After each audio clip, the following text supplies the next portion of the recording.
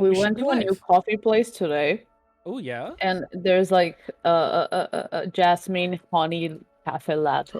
Oh, that sounds so That good. sounds amazing. That sounds so much better than the Olive Garden olive oil coffee they're trying to peddle right now. Why? Why would you I'm make sorry, olive oil what? coffee? Bro, you could get olive oil in your coffee now, and someone tried to give it to me as a free sample, and I was like, no, I'm good. I'd rather drink sandpaper. It's fine. Thank you. That sounds like a greasy Instagram photo.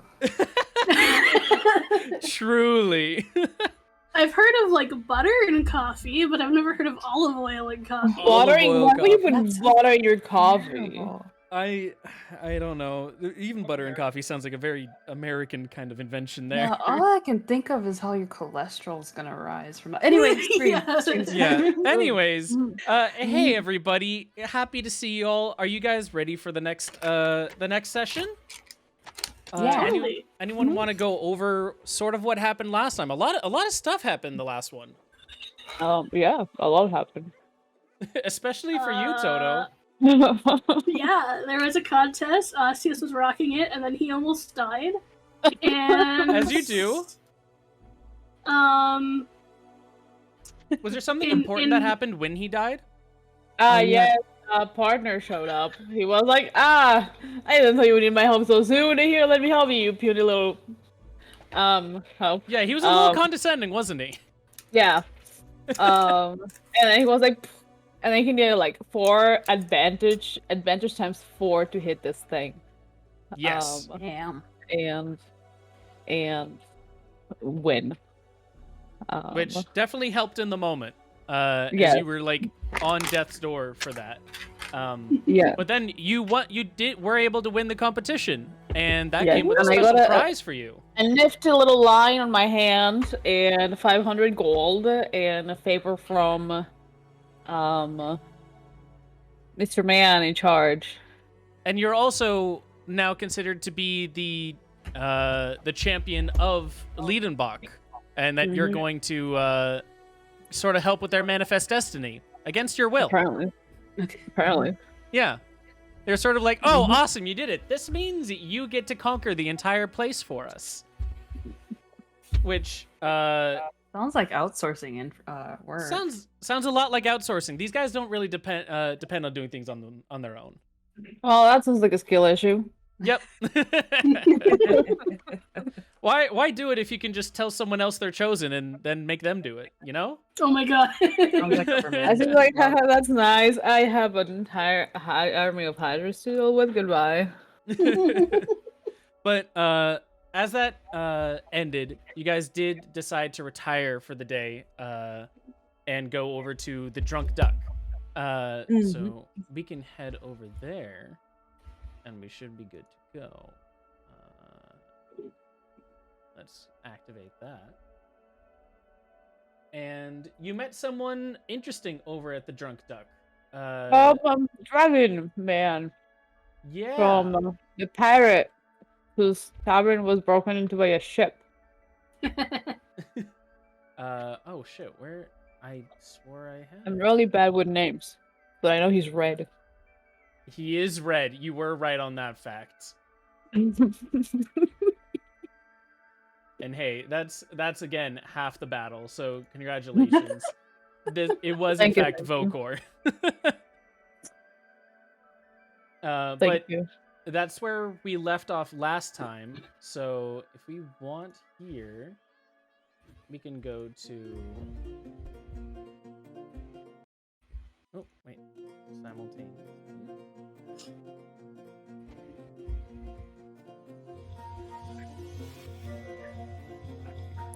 So, as you guys came in, you noticed that the town was bustling about from all of the festivities that were happening for the Breath of Sedna festival.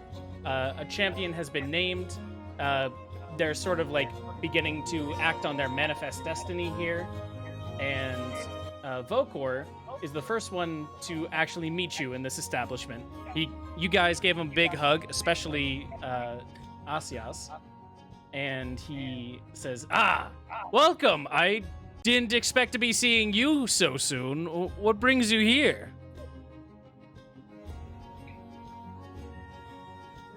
Oh, you know, passing through. I have a piece of quesadilla in my mouth. Hold on. You keep talking. What? I don't know what you said, but I'm assuming there's food in your mouth. Okay. Yeah, you got that, man. Our like punches Volkor on the arms, like you big old red dragon. You passing through? Didn't think you'd show up here. No, I own this place now. After, and he looks around. The last bar got destroyed. Oh, yes, I remember that. We'll This try not to break this one, don't worry. this has been the third bar in 2 months, so Our I'd really quiet rather. lad. And he's gonna like narrow his. He's gonna like squat down to your level and whisper, "I'd really appreciate it if this one didn't break." We'll do our best not to wreck it. It I wasn't can't make even any our promises, though. fault. Good. Were we the... Okay. Our like hides Jimbo. Yeah, like why would we even destroy anything? It just seems wherever you three go, there's always something happening. And You met apparently us, now like, once. I'm hearing that one of you is a champion of the entire village, let alone the nation? That's me. Yeah, what's all that about here? Why are you... Is this something you're trying to do here? Are you trying to stir up trouble? No. We just came for a drink. And Volkor is gonna like sort of slap the table, stand up, and go, "Well, if you're here for drinks, you owe me for the last bar. So go ahead, start drinking up." And he's gonna hand out his palm. You're paying full price this time. So we did pay full price last time. Could I have a glass of water? Sure, that'll be 1 bronze. No! There is no free water here. I'd rather go I'm outside and especially not collect for us. rainwater. Oh, dear. What? Just No, spoil it it's for fine. Stella. It's fine. I will pay for the drinks tonight, okay? Perfect. We it's- always love to hear that the first round's on you. I'll go start bringing up some. And that's going to Our- be 1 water, 1 beer, and what about you, miss? Oh. Do you have tea? Some tea. Yes, we have a couple. Yeah. Is there a certain flavor that you appreciate? Olive I oil wouldn't have. coffee. Definitely not I that. was drinking Olive Luna. oil You tea. It's almost just made me- water with olive oil in it. Yeah, no thank you. Almost made me spit out my drink, Luna. Is there any specific teas that I should brew for you? Do you have anything like kind of spicy, like a chai or something? Oh yes, we have a chai that was actually given to us by a. It was a fresh fellow in town. I mean, I know I'm pretty fresh, but he came even after me. Taylor. Taylor. Yes, he's a half elf boy. I don't know if you've seen him around town, but he owns a little shop. He came with some chai the other day, and it was particularly of a. I mean, I don't know all the plants around here, but it seems like something I haven't seen before. It should give you some extra kick. I'll start brewing it up. You three get some seats over here, and he's gonna like usher some people off the bar to be like, make room. These are champions over here. They actually did shit unlike you twerps. And it's like 3 definitely almost underage kids. Like they sort of snuck in here, but they could pass. And they're like, what do you mean? We're doing fine. Hey, get over there. You can have that place over there. And he's gonna point to a little corner in the end of the bar. The kiddie table. Yeah, he's like, that could be you. That could be all for you. And they're like, nothing ever fucking changes around here. And they go and scurry off. Awa like leans over to Asias and she's like, "Is it me? It might be just because I'm getting older, but do kids now look like toddlers?" I think so. Weird. Are they kids? Where are they in the bar? I don't know. Not my jurisdiction. You know what? Fail. After a moment, Volker is gonna come back out with the 3 drinks. He's gonna hand a nice tall cold glass of water to Awa, a large flagon of ale for Asias, absolutely like brimming and frothing, going like, "Oh, this right here is a fresh stout that I had been brewing. It's gone through some troubles with its aging process due to me constantly moving, but it should have an interesting character profile for you.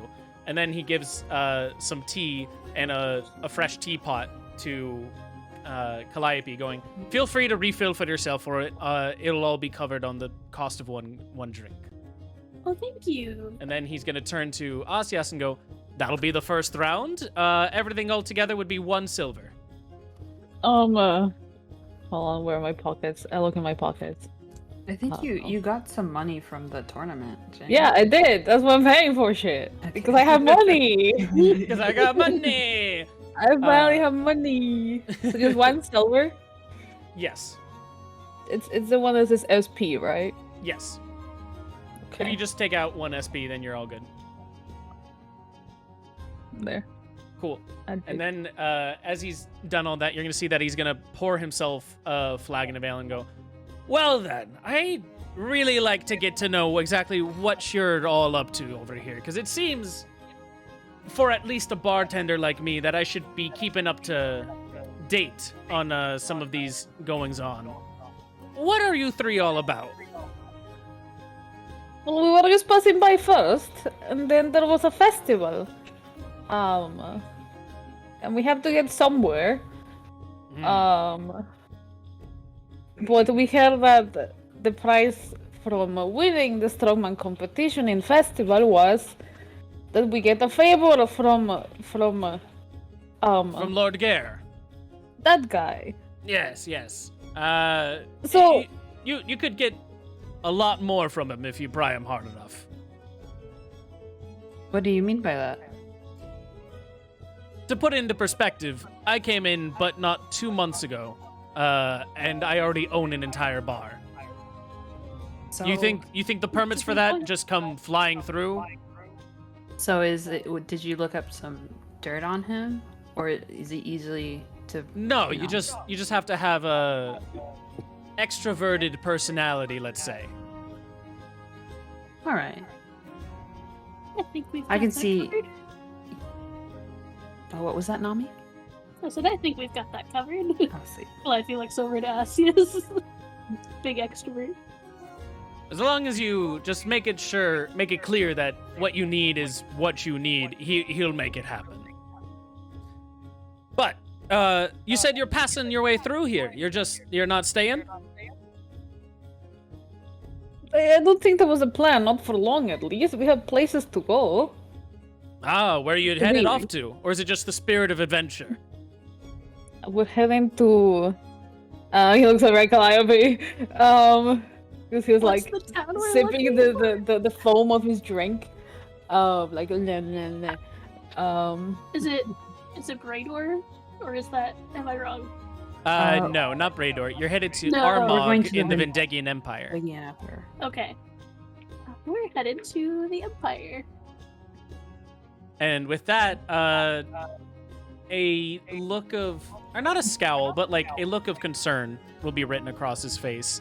Or at least flashes before he brings the smile back and goes, ah, the Empire then, eh? Well, might as well spend what you got here. You won't be making much use of it over there. No. Whoa. Well, let's be hasty about this. Talk about spending. Like, just I like you. Crazy Hard to woman. pry you from your riches, huh? And he's gonna look at you, and he's gonna look exactly at your pockets, where the cube is. she like moves her arm. No, she leans forward so that you can't see it as much, and she's like, "Well, I like to be rich in my taste." Sure. Well, either way, if you're headed over to the Vendegian Empire, that's gonna be quite the travel for you. Do you already have your steeds? We have rams, yes. Perfect.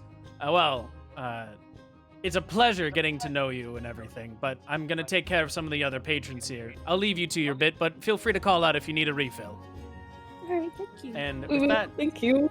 he'll head away over to the kids who have been like holding their hands up this entire time, asking for a Like, drink. can I go to the bathroom, please? Yeah, they're like, "Can I get an ale, please? How do you order saju? Is that what it's called here? And he looks to him and he's just laughing and patting them on the back as he's like, "You have no idea what you're asking for. Okay, I'm just gonna get you just the shittiest beer I can, and you'll like it." And he moves on to go get them some stuff.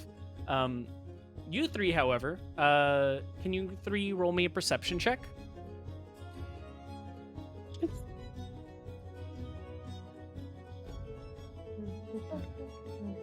I love the tavern music. It's very nice.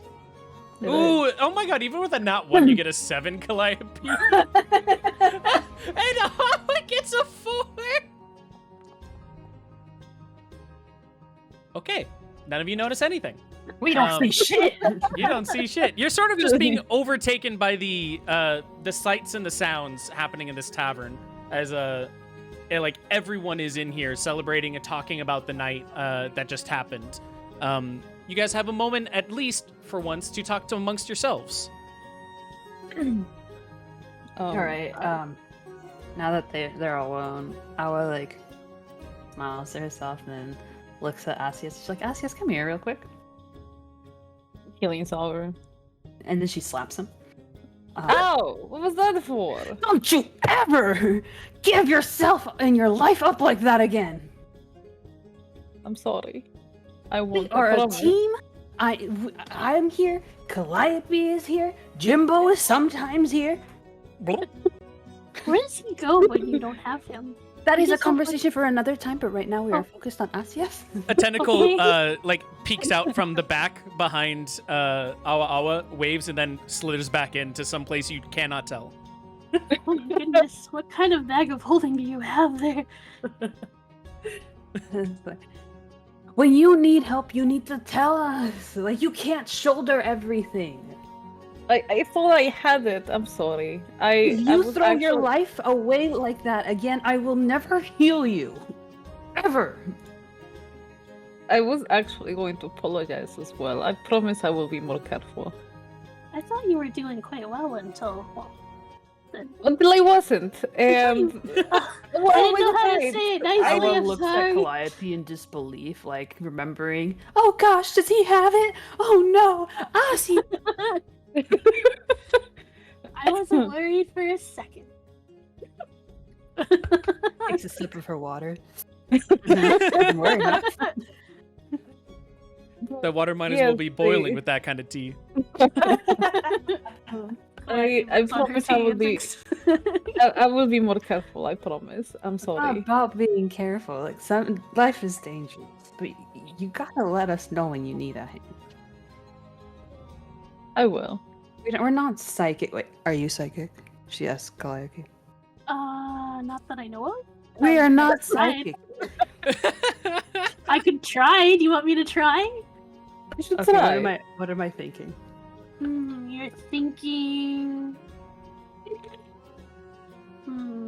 I think you're thinking about gold.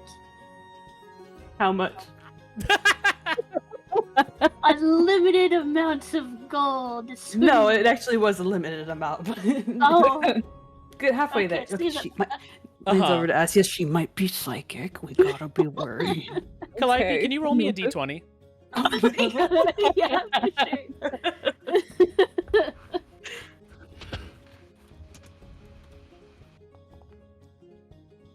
Oh, my wow. Okay. Okay. Calliope, you hear, as you're laughing about that, you do hear something in your head. A voice go, Oh. "That's not how this is done at all.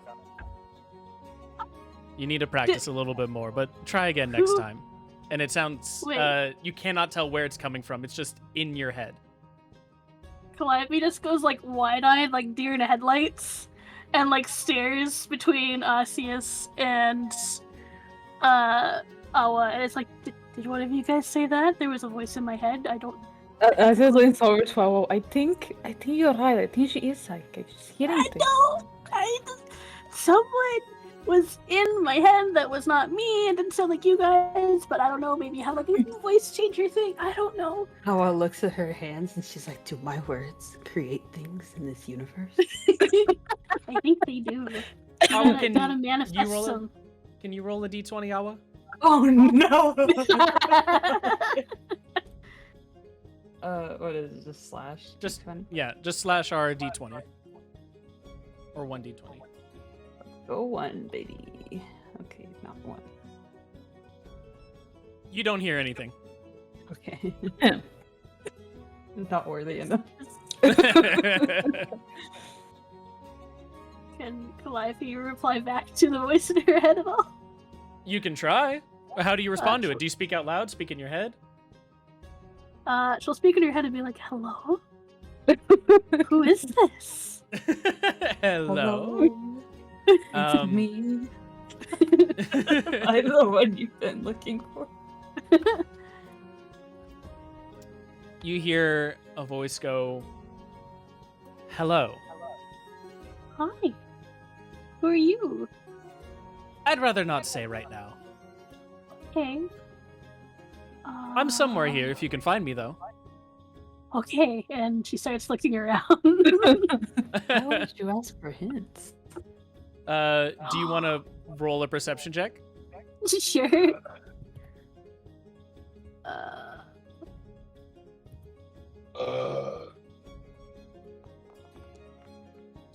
That was so loud.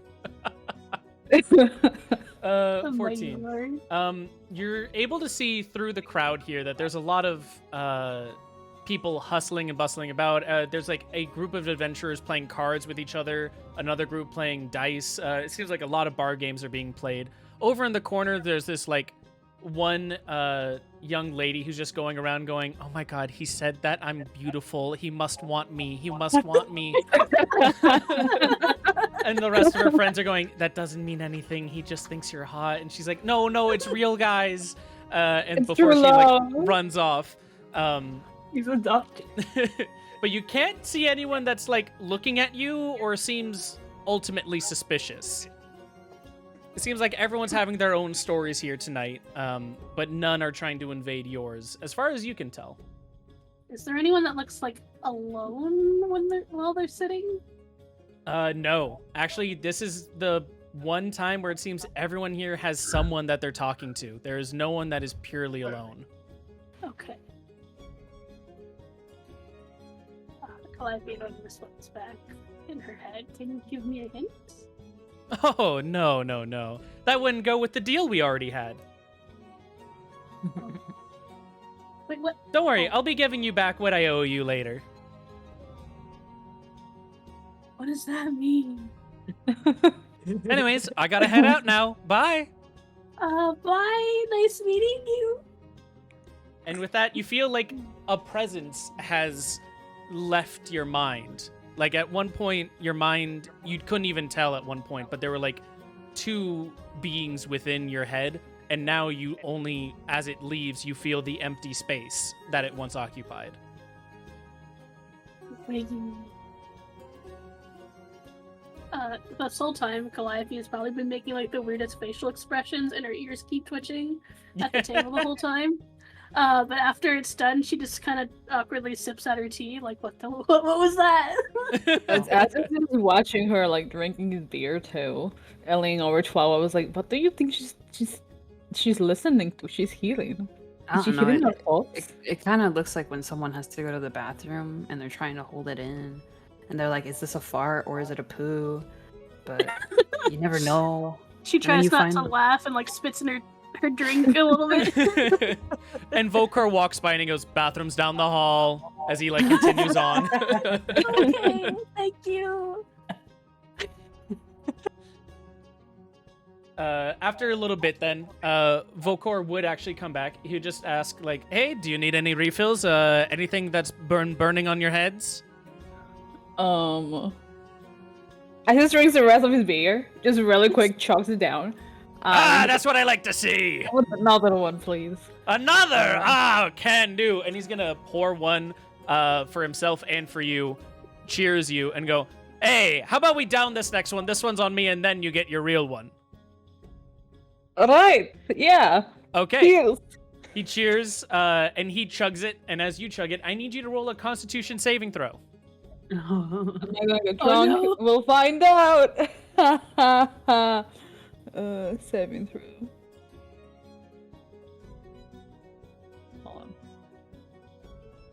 Saving throw. Normal. There we go.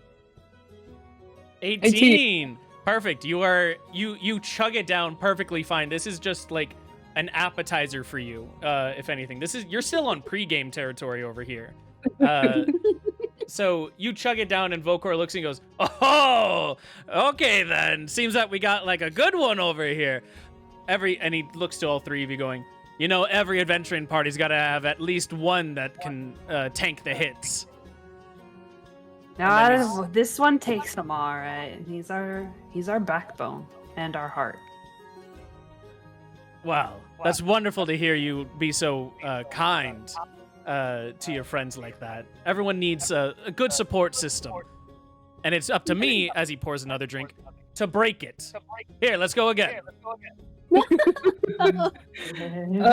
First I just pulled Calliope and Awawa like one with a charm and just gives him a smooch inside the head. And then goes back to his drink. It's like, let's go, another one. Another! Do I roll again? Yep. Constitution saving throw.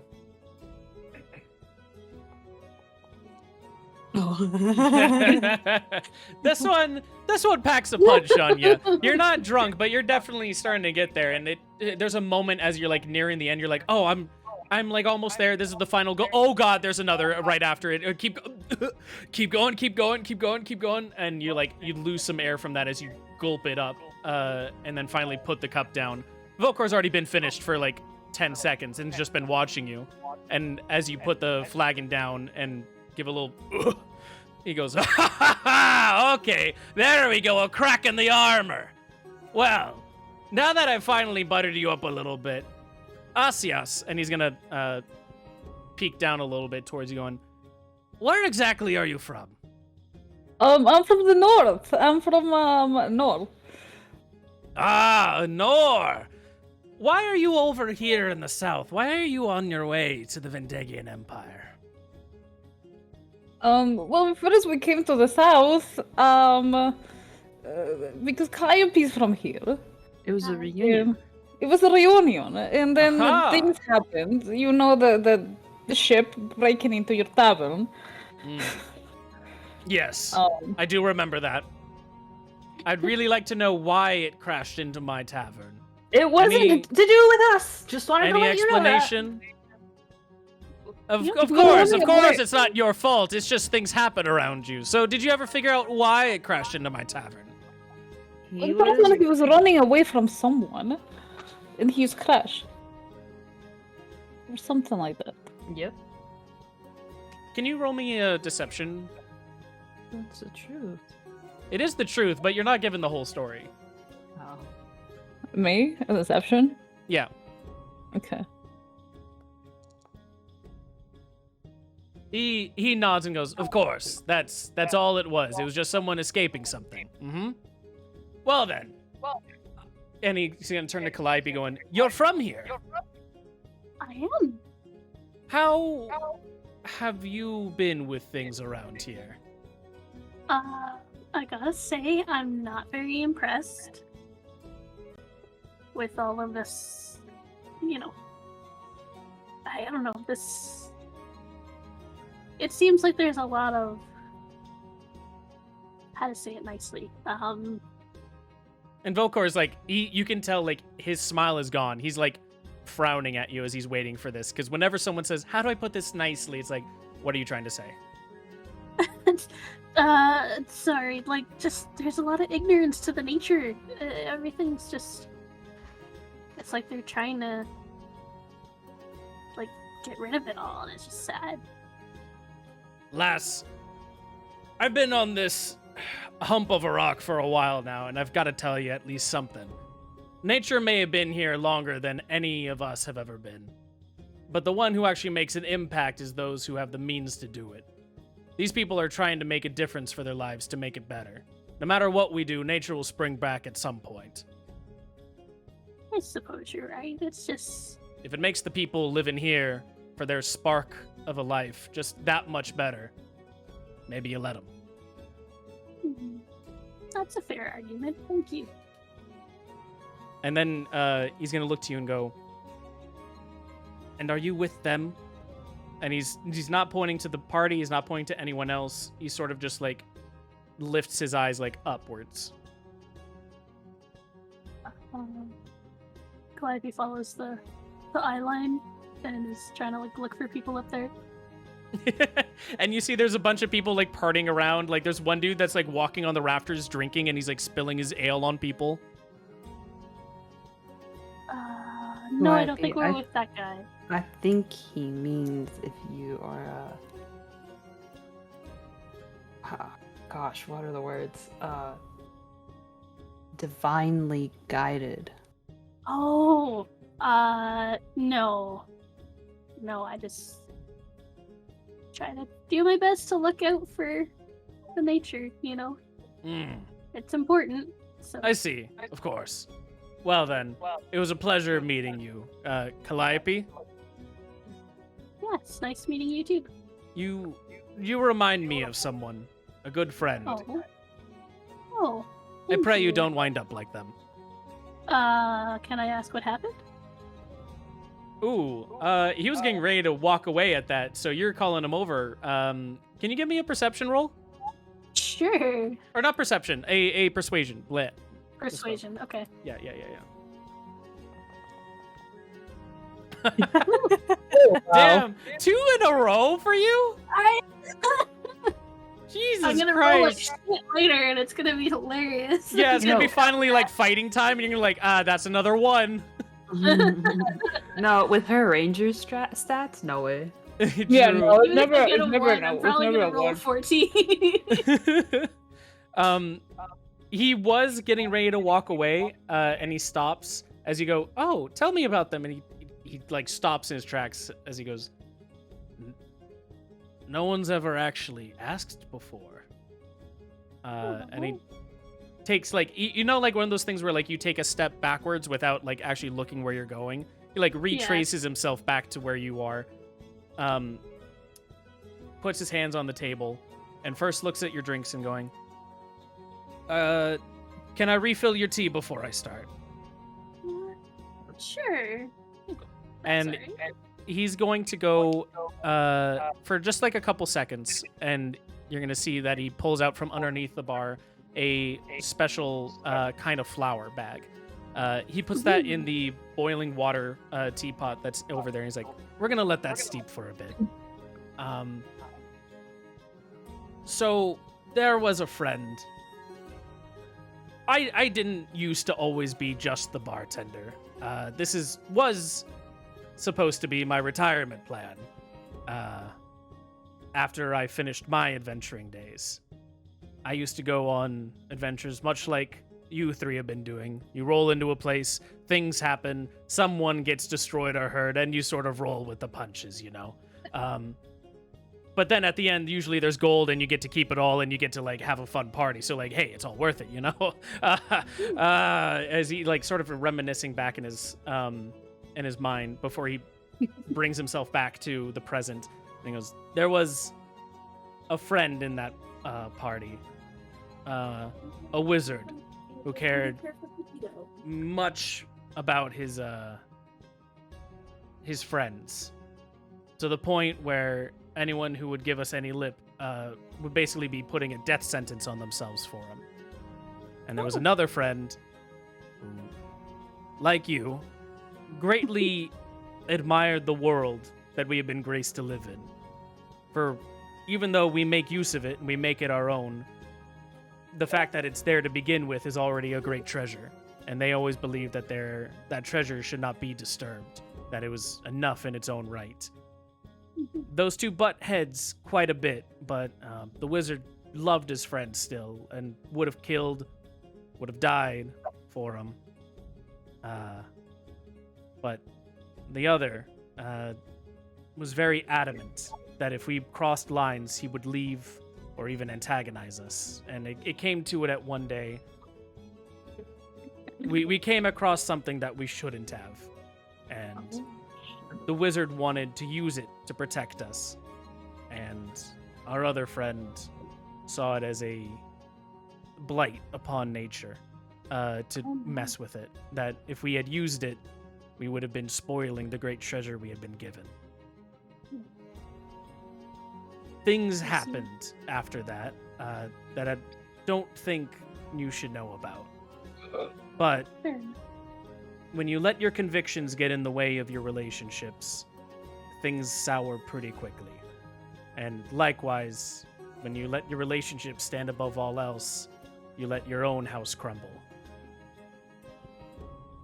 I see. And that- that's part of the that reason happens. he's gonna like point at his snout that I'm here alone serving drinks in a early retirement.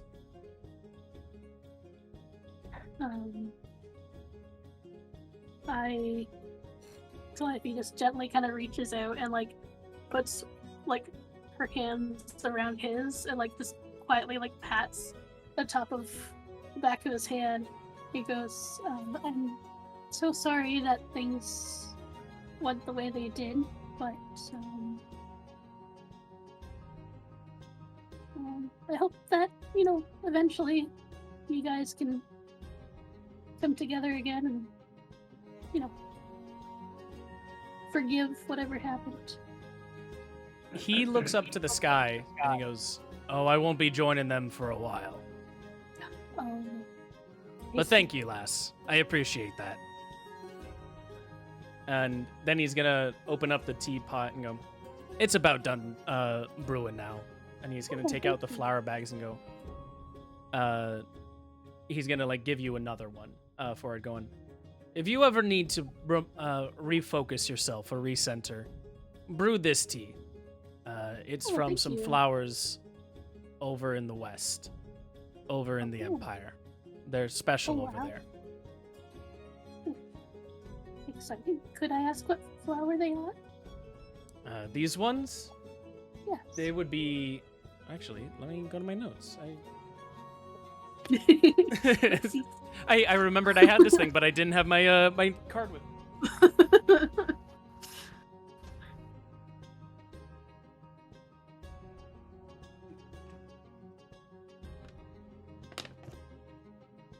This would be...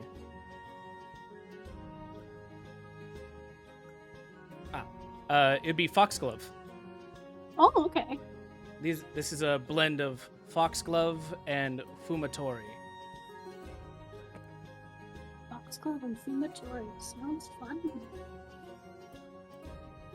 But if you ever need anything, I hope the best for you. I may not be able to help you as I can, but it is a pleasure seeing the next generation take on their adventures. And thank you for letting me see and be a part of it.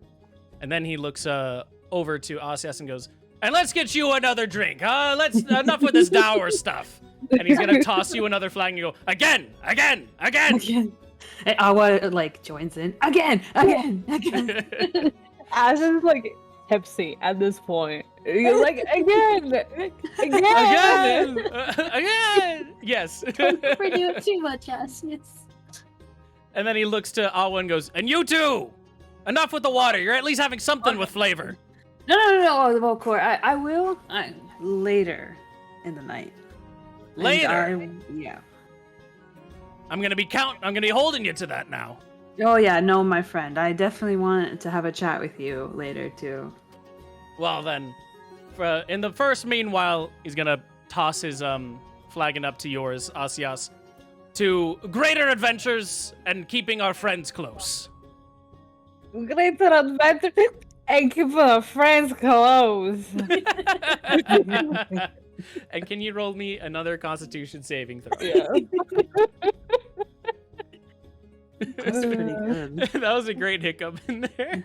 Thank you. Whoa! You down that, and it's like Wow. you're in that tipsy state where like you're actually empowered, and the drinks don't mean that much to you anymore. Like you're right in that valley right now, and you're like, ha ha, woo! And you down the entire thing. You don't even taste the ale as it went down. It just is now suddenly in your stomach, and you He's gone. yeah, and you put the flagon down, and Vokor is still chugging on his as he goes, "Oh, ugh. Oh, okay. You've really come into it now. You're riding the high. Okay, you've caught your dragon." I will tell you about the time I went drinking with a dwarf. A dwarf. A dwarf. Well, so you lost, right? No, we both did at the same time. Oh no! Tell me, what was this dwarf's name? How did you meet? We met over in Zrunta somewhere. Zrunta, you really are a globetrotter over here. What was it like? How far did you drink with that one? I don't remember. I was drunk. Ah, that's okay. We always forget things once we're drunk. The fact that you still remember there was a dwarf is already enough. And unfazed by that forgetful memory, he goes, well, let's forget some memories here, huh? And then he's gonna go over and start giving some of the other drinks to other people, but he gives you all a wave as he goes on by.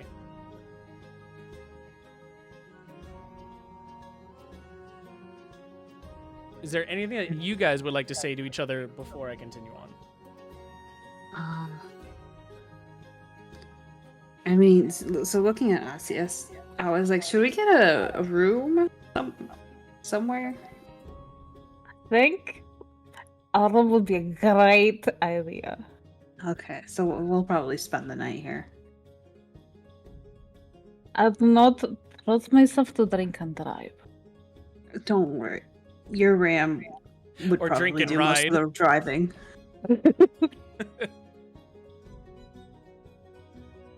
All right, Calliope, you got this. Yeah, I'm good.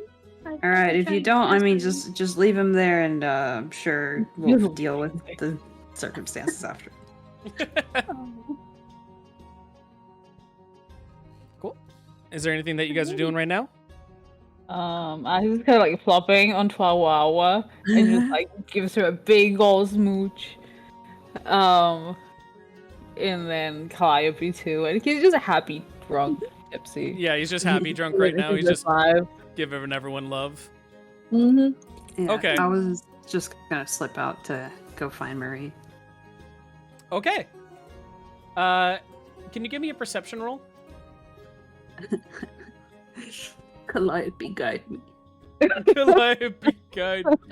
Do I have guidance? Do you? I don't know. I don't think I do. It's a great question. Did I guide myself? Okay. An 11. You are not able to find Marie around in the bar or around back. There are people around though, and you can ask if you so wish. Okay. She's definitely gonna ask. She's gonna first see if people are, being a little stiffer. A little what? Stiffer, like when Oh. when someone important is near, they're like, No. Okay. They do not. There's no one stiff around here. Everyone has been loosened up. Okay. It's like, okay, so she like asks, like, excuse me, have you seen a young lass, beautiful blonde hair? You're talking to a half-elven man in a dark blue cloak with some light adventurer's gear on. He's probably like a ranger or a scout for the town, and he's flush red cheeks as he goes, "You're looking for her now?" Beautiful woman. Oh, trust me, I've been looking for one too. Let me know when you found her. I know, they're so hard to find these days. There was one last time I walked. There was one last time I walked by with red hair. She was woo. And then he puts his head back on the stool that he was sitting on. Oh, she was great. Ooh. Which way did she go? And then he points both of his hands in opposite directions. Okay, cool, my thanks. And, she, And he goes, and then he twists them around, like when someone twists their arms around themselves, and he points his both fingers, you can't tell which one now is which, at his head, going, in my dreams. What? All right, buddy. I'll ask for permission later. And then he passes back out. Yeah. So she'll go to other people to ask. Okay, you go to a group of adventurers, or not adventurers in this case. They would be a Oh my group God. of Can I ask the toddlers? You want to go to the toddlers? The children, yeah. Okay. You go and you see the children. There's one that is there's 4 of them in total. Or no, 3. There's 3 of them in total. They're all wearing gray cloaks. And one of them has this really tall conical hat, and they're like throwing dice on the table. They're playing some dice as they drink. They each have a cup of like a tall brown goldish liquid that has barely been touched. It's like each of them had a sip and then was like, my tummy. And then went to like playing dice instead. And they look at you and go, one of them you can tell is the one that's like sort of the leader of the crew. He's a tall, black, half-elvish man that goes, yes? You can tell like he's trying to put gravel on his voice to sound older. Yes? How can I help you, miss? Hey there, big, strong man. Could you, Roll me a charisma check. Oh, man. I don't have to roll everything. You tried to immediately start with that with like a guy like this. You're rolling. That's enough for him. You see his cheeks go a little flush, as if he had been drunk. He's definitely not. Okay. It's like, I mean, I'm sure you've been keeping your eye on this tavern. Have you seen a woman pass by here? Brown or blonde hair? Blue ribbons. Are corset you pushing. are you talking about Marie, sir? Ma'am? I mean, are you Marie? Shh, it's okay. Yeah. Did you see Marie pass by? Yeah. Which way did she go? And then he looks, and you can tell his friends are now like looking at him. They like stop their dice game and they're like looking at him like, oh, are you gonna like help her out? Are you gonna try and riz her? One of his friends like pokes him on the shoulder and goes like, dude, you don't have to tell her. You don't have to. And he's like, she like so she asked us not to say when we saw her, so I gotta be like knowing that you're down with it, you know, if I'm gonna tell you. Why are you looking for Marie? And then he's gonna like try and stand up and put his arm on the table. It wavers, and then he realizes like it's shaking, so he can't hold it steadily. So he takes it off and puts it behind his back as he goes, and why don't you want to come with me? You know, I did have plans with Marie, but I think at least maybe, and she puts like a finger on the guy's chest and like gently traces circles around it. Like maybe I should tell her I found someone better. And he is putty in your hands now. He goes like, oh, I mean, I could get a room. I've saved up enough. It took 3 months. Yeah? Oh, I do like a man who's financially secure. And you see that like his cheeks are aflush and he's like looking to his friends, and his friends are going like, dude, fuck yeah, dude. Yeah. Go get it, dude. And he's like, yeah. I mean, like I can even, would you like and his friend passes, like hits him on the ass, goes, a drink, buy her a fucking drink, you shithead. And she's like, yeah, I could get you a drink first. Like that's how, yeah. How's that? That sounds really good. Okay. I'll get you a drink. All right, but let me let Marie down first. Or hey, maybe, and she like leans in to whisper, like maybe she could join us. He is absolute. He's like, what? What? They only have a single bed. Yeah, that'd be. She's down the hall, past the bathroom. Off the outside. She went to go smoke. Don't tell her I said it unless like, you know, she's down. All right, and then Awa like And then slowly he leans in and gives him a kiss. And he goes like, okay, so yeah, I'll be over at the bar. I'll have the drink for you when you come back. And then he rushes past you, head down to the ground, and you can tell that he has both of his hands in his pockets for some reason. Awa like looks at his friends and winks, and then heads off to the direction that. And just gives Awa a thumbs up. And both of his friends are laughing as they're going like, he thinks. And then they go back to rolling their dice. Calliope's just wheezing and like kind of leaning on us, laughing. Meanwhile, as you go to find Marie, Asias and Calliope, you both notice that this kid has come up to the bar and is like trying to push himself flush to the edge of the bar. He does not want anyone looking underneath his chest right now. As he like puts both hands like not calmly, but like very flat on the table, and is like trying to find the barkeep's attention. But Vokor's going around, he's serving drinks, you know, he's being happy with people, and he's like, how do I get this guy's attention? How do I get this guy's attention? How do I get this guy's attention? I need to get the drink now. I have like 30 seconds before she comes back. She's obviously coming back. I have to get ready. I have to get the room. And he's like saying this all to himself right now. He has a huge checklist. The anxiety must be spiking. Yes. But for Awa, you go outside and you see that outside the Drunk Duck, there's some people smoking. Not like a normal kind of hash or anything. It feels like there's this weird purplish, pinkish smoke coming from each of their pipes. And among them is Marie, who has like something rolled up in a piece of butcher's paper that she is smoking as well. And she looks at you and goes, "Oh, lass, you're here. I didn't think you'd come, but it's good to see you." Awa leans against whatever wall or pole is closest, and she's like, "So, of course I'd come.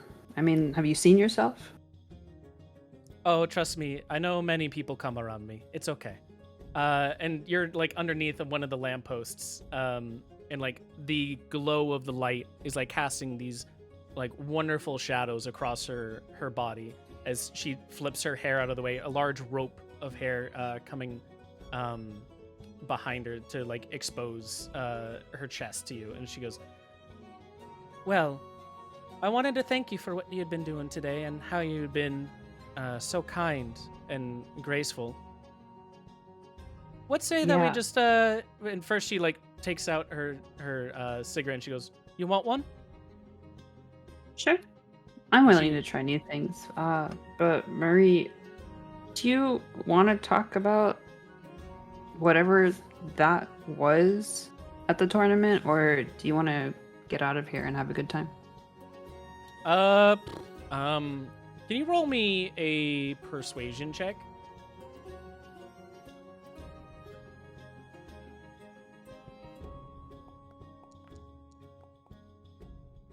Cool.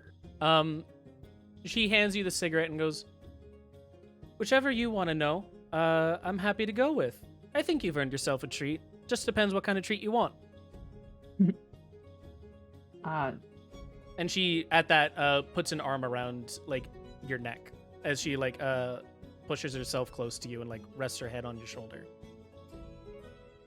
All right. Awa, like, leans forward and gives her a peck on the forehead real quick, and then takes the cigarette.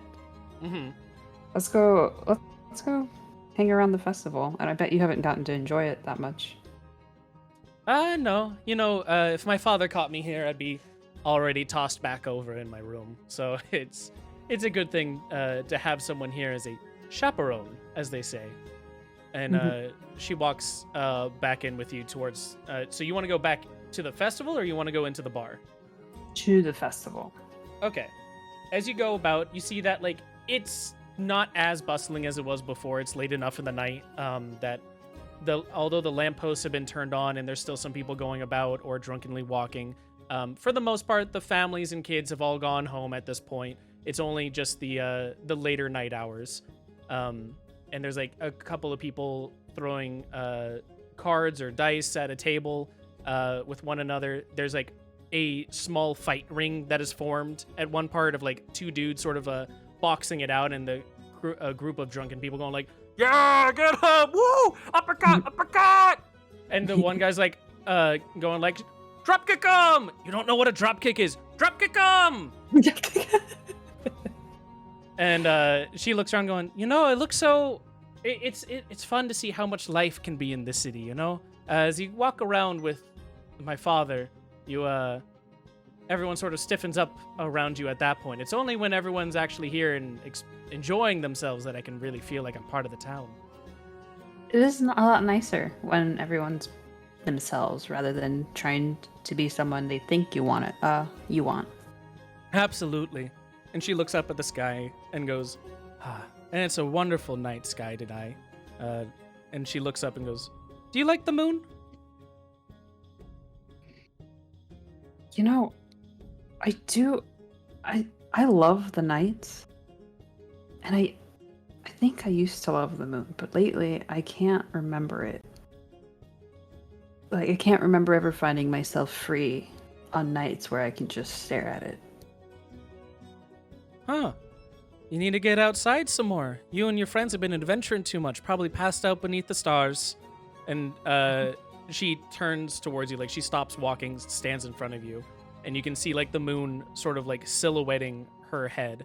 And she goes, "Then I can give you a new memory for the moon so you can really remember it whenever you see it." And she plants like a big kiss on your lips. I would definitely take the opportunity to try adding some tongue. Yeah, she takes it. She gives it back. And then she pulls away and is like, "Now whenever you see the moon, this can be the memory you see." I like it. She goes back to like leaning on your shoulder and goes, "Now, was there something that you wanted to see, or that you wanted to talk about that happened earlier today?" Yeah. So it seems like you're limited as the daughter of the mayor. Wait, yes. Hold on, let me look at my notes. Sure. Of Gur. Of Right, Gur. Gur is the mayor? Yep. Okay. He's not more the mayor, he's the lord. Lord. Okay, there we go. Yeah. Just need his title. Of the Lord. Like, why don't you ever think of just leaving, or is it something that's harder to do, easier to say? Harder to do, easier to say. I plan to leave eventually, but for right now, I'm the Lord's daughter, and the Lord's daughter must put in some work towards the city that has been built up so quickly, so efficiently. There are some expectations on me for that. However, once I become more of age and maybe father doesn't care as much, maybe when he's more focused on the actual expansion, then I plan to make leave, try and go and see the world for a little bit more of what it is. That's why I got a job over at the post office. Much to my father's chagrin, he wanted me in the castle making decisions with him. But I wanted to see what other people were wanting to converse with others about. You know, someone comes in, they say that they have an express letter that they must send to the Golden Commonwealth. Must be of great importance when they're all strapped up like that in their leather belts and daggers and all those sorts of things. So you get to meet more people and see what they're about as she like squeezes your arm. Marie, are you peeking at our mail? No. It's just you see the people coming in and you talk to them about what they're trying to send out, and they're more than willing to usually talk about it if you give them just a little bit of a reward for it. You know, for someone so sheltered, you definitely know how to play the game. Oh, by being sheltered, you sort of are forced to learn the game if you're ever going to enter it. So it wasn't always like this. Trust me, I had my fair share of failures before I got to be where I am today. Yeah. So you said you were thinking about leaving. What would you do? Would you be running a postal service at the same time, or no? What do you want to do? What are your dreams? Honestly, and she looks up towards the sky and she goes, "I want to see if the sky changes wherever I go. I've been told that there are different places in the world where the stars are different, where they look not what's here. And if the stars themselves can change, imagine what can change around over here. My dream is to see what changes the further I go from this place. There's already been a great canvas of a story already out there, and I want to see what stories people have already written on there. I don't really mean to write one for myself. I'm fine. I'm happy with whatever I do. But I'd like to explore what those stories are. Go around and see what people are up to. Well, I've definitely been around, and I could tell you what the stars are like, but it definitely is something that's more fun to experience for for yourself. Yes, I agree. And that's one of those things that even if someone showed me a star chart of what it looks like in another land, it's not the same as going there and seeing it, remembering the differences between where I am now and where I might one day be. And even then, I mean, this town wasn't even here 10 years ago. And she looks up at the sky and goes, I wonder if the stars changed as we crafted our own story here. Is there someone else that 30, 50 years ago looked up at the same stars here? Or were they even different back then? As she's talking, Awa, kind of fiddles with her, not Marie's fingers, but, her free hand, as if she was going to grab the doorknob, but not really. And she says, maybe sometimes it's not about the people looking at the stars, but the story the stars have seen for themselves. That's a good point. Thank you for giving me that fresh perspective. It's something that I hope to explore one day soon. But we'll see exactly how that goes about. As it is right now, I'm sort of stuck here. I may be having my fun for tonight, but come tomorrow, I'll be the Lord's daughter again, and I'll have to be going around town doing some inspections on I believe there's the last day of the festival tomorrow. There's a band playing at the town center or something. Oh. And apparently, this new man, father brought in, a Maxime Laurent, has some present that he's going to be providing or offering to the Lord tomorrow. I have to be there to royally receive it with him. I'm not really looking forward to it. I'd rather wake up tomorrow in bed, not in my own bed. Well, I can ensure that. And as you say that, you notice that you've come back to the front door of the Drunk Duck. Even though you've been walking around the festival, it seems as though Marie has been leading you back here as you've been talking. And she goes, well, if you already got the room, I'm willing to go.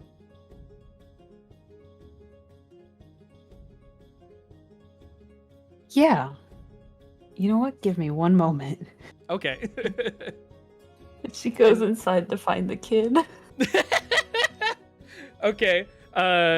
Marie is staying outside, and you walk back up, and you see the kid has still not gotten his drinks. Oh my god. He hasn't gotten the drinks, he hasn't gotten the room. And he's, you can see that Vokor is finally walking over to him as you're walking. Do you go and you meet him as Vokor talks to him, or do you hold back? She's gonna interrupt. Okay. Or no, she's gonna tap the kid on the shoulder. Is like, hey, did you get our room? And goosebumps go up this kid's neck as he gets even hears a word behind him of, hey. He's like, no, I'm getting the room right now. I'm getting oh, hey, it's great to see you. Oh, wow, has it already been a minute? Oh, wow, crazy. Yeah, I'm getting it. Vokor, and Vokor's like, kid, what do you want? One room, please. And then he is like, he puts down a sack, and it's full of bronze, not silvers or golds. And Vokor's like, oh. You're making me count it out, aren't you? Oh, he's like, no. This should be enough to cover it. And he's like, that'll be 30 silver. So that should be equal to 300 gold, or 300 bronze, or copper. Okay, I'll start counting this out. and he's going like 1, 2, 3. Oh my 4. god. And the kid is like, My assist Volcor. Yeah, you can assist Vokor. You start just likes counting it out, touching. and the kid's like, you don't have to. Maybe I should have counted it out too. And Vokor's like, no, don't touch it. And he looks to Awa and goes, you can touch it. You can help me count. Yeah. And the kid's like, okay. And eventually you count to 300, and he's like, yep, that's enough for the room.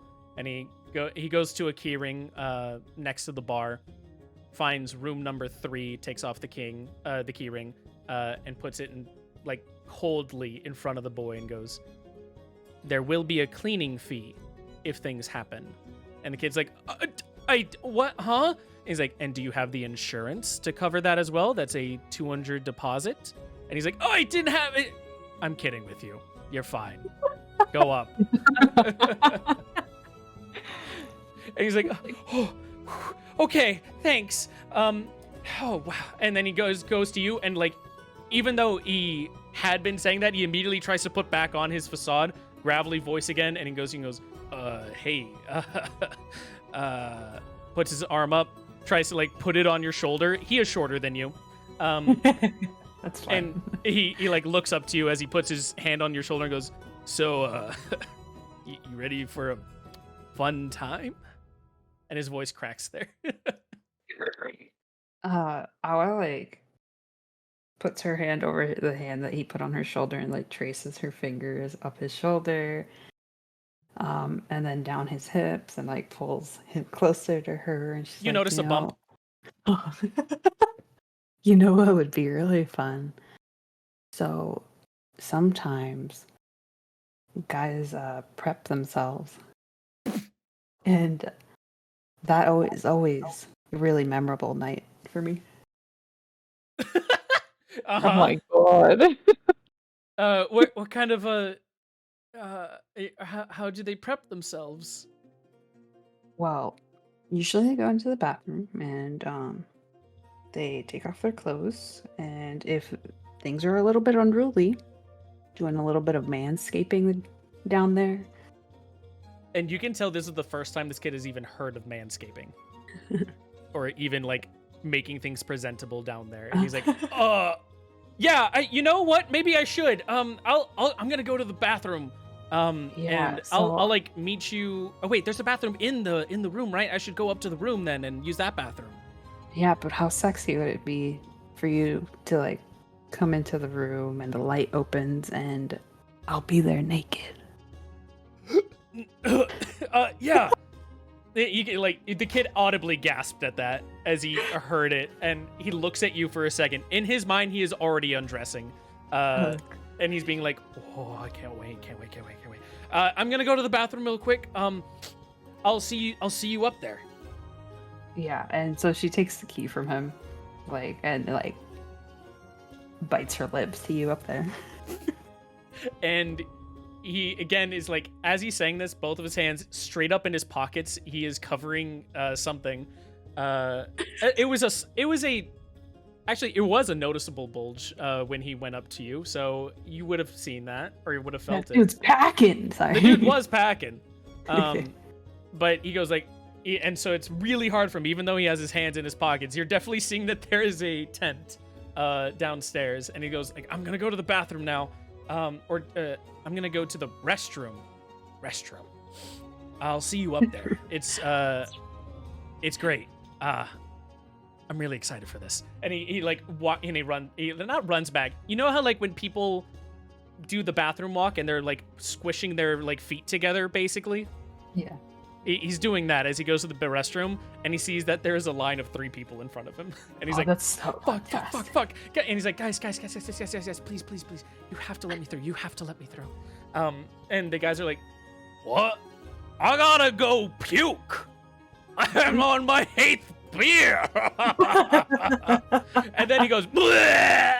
And the kid dodges it. He's like, oh, no, you don't understand, dude. You don't understand. He's like, come with me, kid. And like grabs him as there's puke dribbling down this guy's like beard. And so that's what's happening in that time. Do you continue watching? She shakes her Vokor, head, meanwhile, like, goes, really? You're doing this? It'll be a great first experience for him, you know? He'll learn. Oh, that's the kind of... Okay, that's who you are. Okay, I understand now. Well, have fun. There is no cleaning fee, but if you get too messy, there will be a repair fee. Oh, yeah, of course. Not my first rodeo. I'll take care of the room. That's just Good. goes definitely not her first rodeo. And goes back to her. And Vokor looks and goes, oh!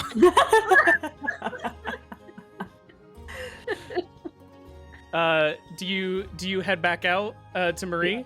Yeah, I gotta grab Mary and head to room number 3. Marie goes, you kept me waiting there for quite a while. What were you doing? Counting your money? Could never count that slow. Or there's just that much to count. And then she follows you back up to room number 3. Okay, great. I think you know where this is going. No, I need to know if you're locking the door or not, or if you're letting the kid in. Oh, okay. Well, she's gonna Because she's gonna Maria lock the does door. not know about this kid yet. Okay. Oh shit. Okay, well. I thought you were Okay. bamboozling the kid. Definitely bamboozling the kid, but you gotta. But let are you letting the Marie know. kid in? We gotta let Marie know about the bamboozlement. Okay. So you close the door, and Marie's like starting to get undressed. She's like, okay. And why aren't you undressing? I have to confess something to you. Hmm? And then, like, Alice starts to undress Ian anyway. I was like, okay, so the room, I mean, I might have just swindled it from someone who thinks we're gonna have a, fun as 3 people rather than 2. Oh, I'm fine with 3 people. Oh, yeah, okay. Then we can let him in. Who is he? I don't know. Oh. Maybe I'm not fine with 3 people. But he did pay for the room. I don't care. Okay. If you want, he can work on me. I can work on you. Is he? Okay. He doesn't have to touch you. Oh, I'm fine with anything. Okay. It's Oh, just you. And she's gonna go up to you and goes, I'm trying to give you the reward here. If he's part of your reward, I'm fine with him being a part of it. If he's not part of your reward, then we can just lock the door. I like the way you think. And- she locks the door. Okay. And as you're holding her waist, you pull out the key as like the final part of your pocket as you're finally undressing, and you lock the door. And as you go to bed, eventually, like 30 minutes later, you would hear a knock at the door, going, "Hey, it's locked. We can't really do the thing you talked about." Hey, the door's locked. Wait, I got all ready. Like, you wanted the moment thing, right? But I can't, like, go on the... Can you if you unlock it, then, like, we can go back and we can reset, you know? And you hear this going on for, like, 5 or 10 minutes as you and Marie are having your night together. Until eventually... Man, what does this fucking kid do as he gets actually just cucked? I would love for him to just, like, keep scratching and pawing at the door and pass out there. Pass out there? Yeah, he just, like, it gets so late, he's just like, hey, we can still... Hey, No, okay, he keeps knocking on the door trying to get in. He doesn't get the hint, but his friends eventually do come and go, dude, she used you, okay? Let's go back. We're gonna go play some games together. This is a dude's night tonight, okay? This is one for the bros. And the guy's like, but I thought I saved up for months, dude. And they're like, yeah, and you got fucking had, you little shit. But come on, let's go play some fucking liar's dice or something, okay? And he's like, okay. Maybe now I can tell who the liars are. Yes. And you hear all, or maybe you don't hear all of it over the sound of what's going on. And that's how you spend your night. Asias and Calliope, how about you guys? Did you do anything else, or did you just go and get a room and you're like, I'm gonna sleep? I mean, I think we probably want to just watch the kid and everything going on because he thinks it's funny. They definitely waited until they like. Yeah, at The least kid they waited left. until the kid went upstairs and saw him come back with his friends, and he's like, "Oh, we can tell the liars apart now." And you can tell as he's going down the stairs, he's like, "Do you think anyone will ever love me?" And the guys are like, "Dude, that's way too fucking heavy for tonight. I just got my first drink. I'm not dealing with this." And meanwhile, the kid's like, Sis just shakes his head and takes a sip of his drink. It's like, oh, ow. "Oh, ow." And you can tell, or at one moment, you can see the kid does make eye contact with Asias and Calliope. Do you guys do anything, or do you let him go on? Huh? I'm just gonna let him go. Yeah, Okay. I'm just gonna let him go. Calliope just Cool. sips on her tea and watches him leave. Yeah. He leans over to Calliope. He's like, I'm pretty sure Awa was having a lot of fun tonight. Oh, definitely. She Cool. swindled a free room from a kid, and now she's having fun. And Vokar yeah. walks up and goes, "Wait, I thought she said she was giving that kid a lesson or like an experience to learn."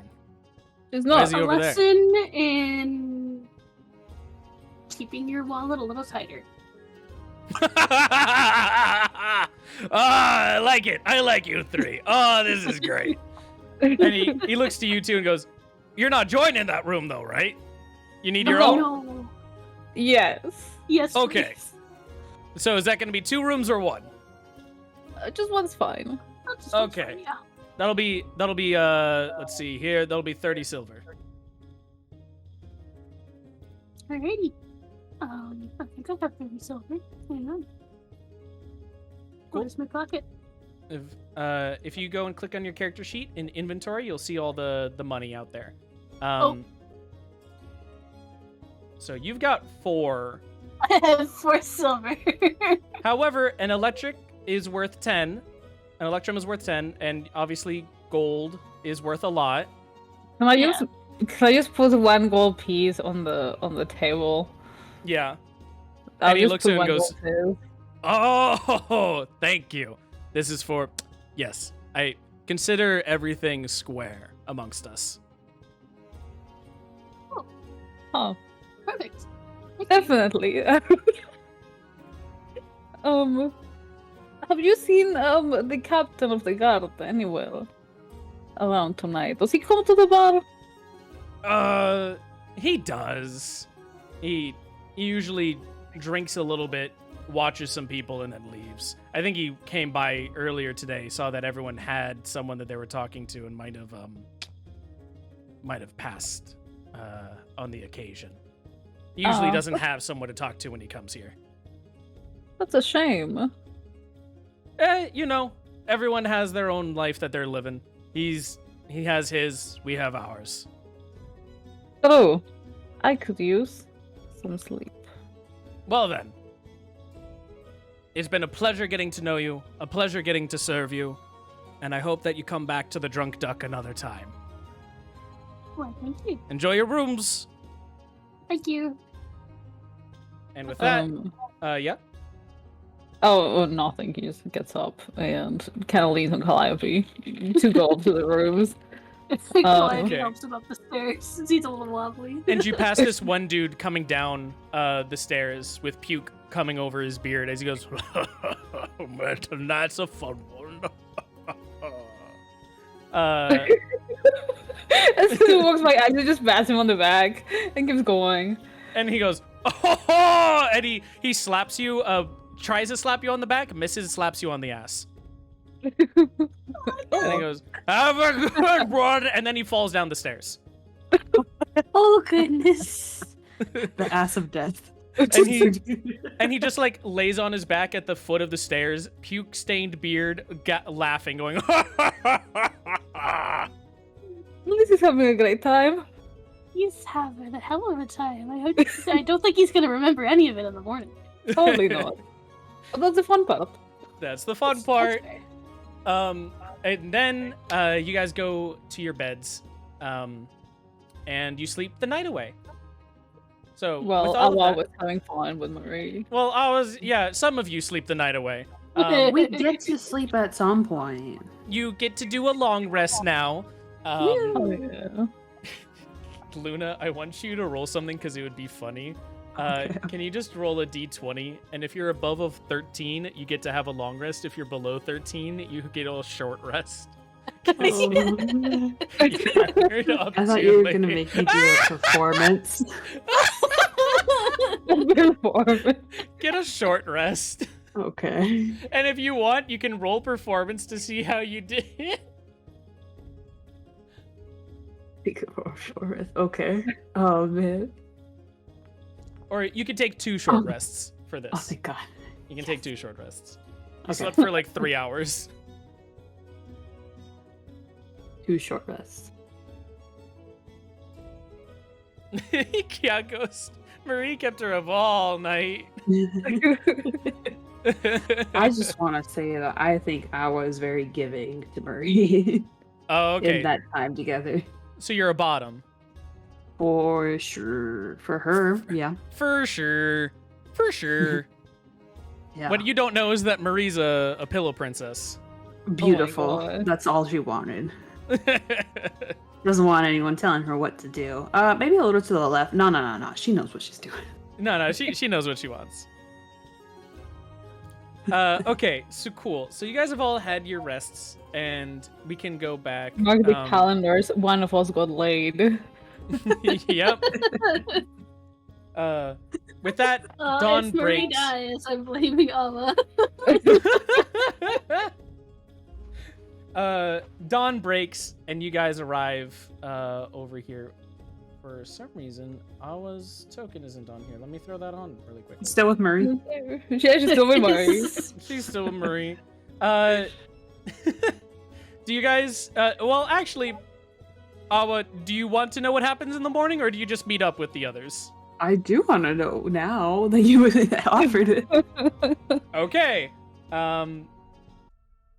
So dawn breaks in the morning, and you wake up in Marie's arms. Marie nestled closely to you. You can tell that she's softly sleeping. You were the first to wake up. Okay. Awa, like, softly strokes her hair. And she stirs a little bit from that. She slowly opens her eyes and goes, "Oh, hey there. It's good to see you again." You never left my mind, even in my dreams. Well, I dreamed of the stars. Yeah? It was quite nice afterwards. Everything should have a break, you know. And she like taps you softly on the cheek. It's good that you it's good that I was able to stay in there for you. Well, Don't worry, Marie. It's not like I'm going to fall head over heels and can't, move on, and I'll, bend on one knee and propose to you or whatever. oh, please don't. I'd No. rather not. Okay, good. Whew. No, don't Um, worry. I think we understand each other pretty well.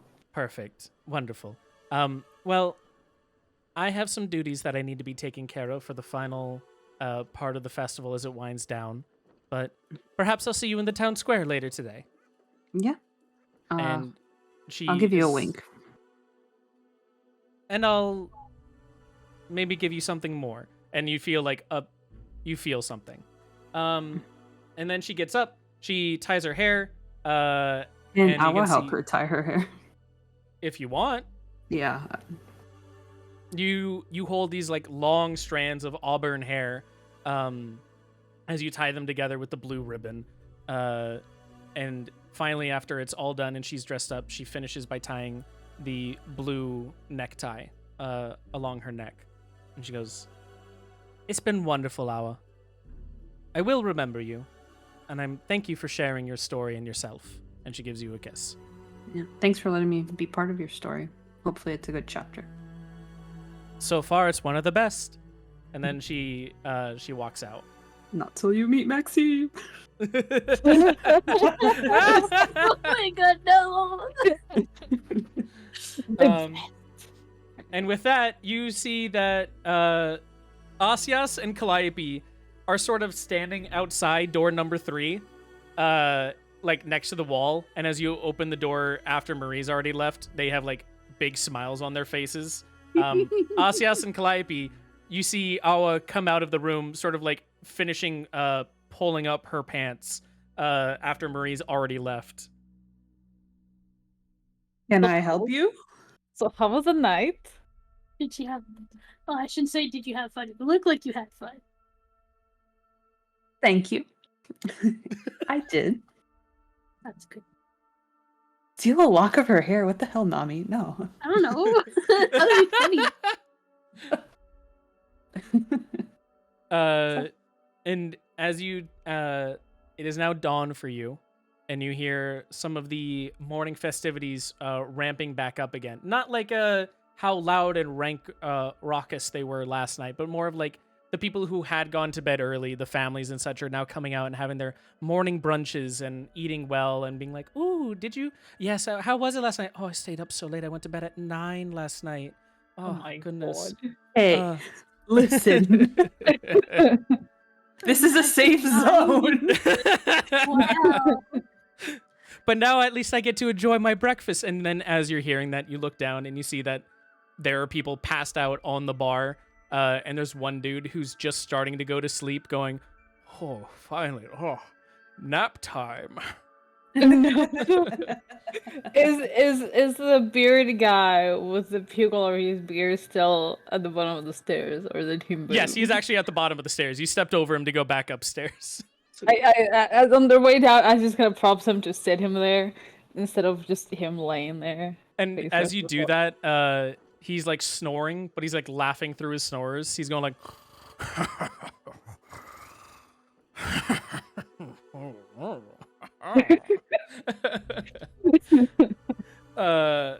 and Lip. he has like this very large rotund belly that's like rising and falling with it, and you can see that it's stained with ale. It maybe doesn't smell the best. You plug your nose a little bit as you prop him up against the wall. And Vokor, meanwhile, is nowhere to be seen. It seems that he's already retired for the night, and there's some morning staff that came in to clean up some things as they sort of gingerly go around people. They let him sleep in for at least a little bit. Okay. Is it possible, or Awa goes to the morning staff like, "Hey, can I get like 2 sheets of paper?" Or Oh, of course. Yeah. Here you are.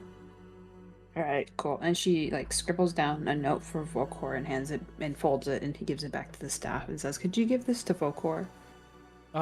Yeah, sure. He'll be in probably in a couple hours. I'll make sure he gets it. All right, And then- thank you. Do you want to write out what that letter is to me later? Or... Yep, I'm writing it right now. Okay, cool. So, you guys step outside and you see some of the morning restaurants have opened up. The soft light of dawn is painting a more vibrant picture over what was the deep recessed shadows of last night. And you hear that over in the town square, after a little bit of like walking around, is some talking and some like shouts of like official announcement from the Lord himself. And can I have everyone please roll me a perception check? Sure. Which Calliope roll another freaking 20 or something. Hey, the Eyes last are time I wide asked open. it, that was the time Calliope didn't do it, so It's true. Perception, right? mm-hmm. Perception. Ooh. I'm tired. Okay. Oh, hey, that's not bad. Finally, I Yep, can there it see is, there it is. things.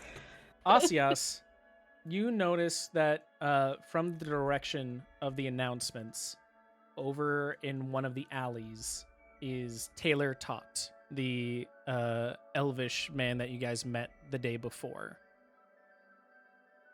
It seems that he is crouching down as if he's talking to something. He's like gestating, but there's nothing in front of him. Asus kind of like goes over and just, hi, morning.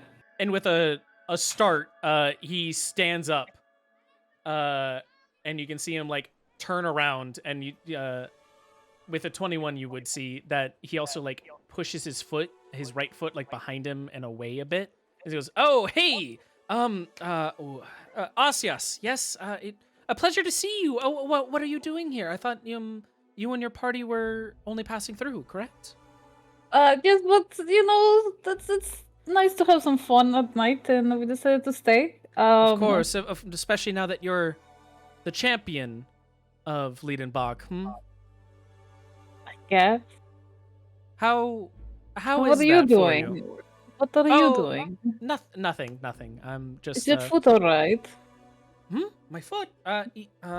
Yes. And you can see he, like, puts it back into like a normal standing position. Just some morning kinks. I was getting my morning walkout and I was taking a quick rest. As you get up in the years, it gets a little harder to do the more mundane things. How is it being the champion of Liedenbach now, Asias? I Do you don't know. intend to keep it? It's my second day. Well, we have things to do, so I cannot stay. But now you have the Call of Destiny or such as whatnot, and that whole favor thing with the Lord. Yes, we're gonna. We do want to ask a favor, but I think that's about it, and then be on our way, I believe. Destiny called me much earlier than this man did, really. So. When do you plan to head out? Athis looks over at the other two. It's like, we want to head out after asking the mayor. I thought we were going to head out today for sure. Yeah, today. Yeah, I assumed after we're done with the Lord or whatever. Yes. What? Did the other two walk by as Asias came over? Oh, when he You asked, can or not. when he turned to ask, we probably came closer. Yeah. Okay. Taylor would say here then he sort of like stands up, or he doesn't stand up. He stands up like a little bit taller than usual, and gathers all you three, especially Calliope. He looks over you and goes, "Well, there's not many favors that he can really grant anyways that I think would be useful for you, especially for considering what he's done in the past. You might not want him to do anything more, Calliope. If anything, probably moving on now is the better idea here." Well, we'll see what we can do. Maybe. At least. Then we wanted to ask for a ship. A ship? I understand that. And he looks to Calliope and goes, "And you're fine with the ships? The wood that they're built on from the dead trees and all of the resources unfortunately, used?" We need some way to get across to where we need to go, but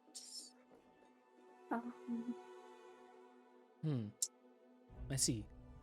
Well, I hope that you're I'm able to hoping- find your way soon. thank you. I'm hoping we can at least put in a word with the Lord to consider being a little more friendly with the environment instead of just taking everything. But I trust me when I say that what he has done is something I do not stand for. If there's anything I can do to try and quell his ravenous appetite for the land's resources, I will do so. well, thank you. I am sorry for everything my people have done, and I will make it right. I appreciate the sentiment for sure. But I should continue on my morning walk. It was lovely seeing all you three again. I'll be heading out now, but Wait. Asis just walks over and gives him like a pat on the shoulder. He's like, "Come on, Ivraia, you don't look that old. You got this." Of course, as long as I keep it active, as long as I keep using it, I won't lose it. So, I'm gonna get going. But thank you all. Have a good one, and may Have a you find your wonderful way day. soon. And Thank he you. turns around and starts walking away. Meanwhile, off in the distance, you hear more of the shouting from the town center going, come one, come all, to see Maxime Laurent's present and offer to the Lord Ger himself. That might sound familiar, doesn't it? Awa nudges, like, Calliope, you want to go see the best present? I didn't mean to bring him up. I really would not, but I mean, I guess we could. I mean, if you want to skip town, we can. Well, We can no, just we leave. gotta- We have rams. Yeah. we Oh. do, but you want to talk to the Lord first, Asius? Well, we wanted to ask for a ship. But I guess, I mean, Volkor did talk about asking him for favors, and he is pretty generous. I think if we Try. butter him up, if we Yeah. talk to him. Yeah, right? It sounded like as long as you compliment him, he'll give you what you want. That's not Yeah. that hard. Okay. It's worth a shot. Yeah. You guys I can decide to- sit through the best guy, I'm sure, to get through this, If you want, Calliope, I can do like a little braid or a ponytail or something. You know, guys usually can't tell who you are if you get like a new haircut. Oh, okay. What happened to this whole safe space you were talking about earlier? What do you mean? What do you mean? I wasn't attacking anyone. It feels like there was some truth behind those words, but okay. Are you guys heading over to the town square, or I are you think passing so. on? Are we avoiding the best guy? We can definitely go see the best guy. Yeah, I can because you see wanted to those talk to two the with it. Lord. Yeah. Yeah. As this kind of links over as Awa was says, guys can't teleport if you get a new haircut. You're like, I can't tell Calliope apart. What do you mean? Oh yeah. Well, did you notice my haircut? You did not get a haircut. That's what. Nope. I totally did. You never said anything. Can you roll When we were deception? back. When we were back by the Roll beach. your deception. Roll your I'm deception. rolling. I'm rolling.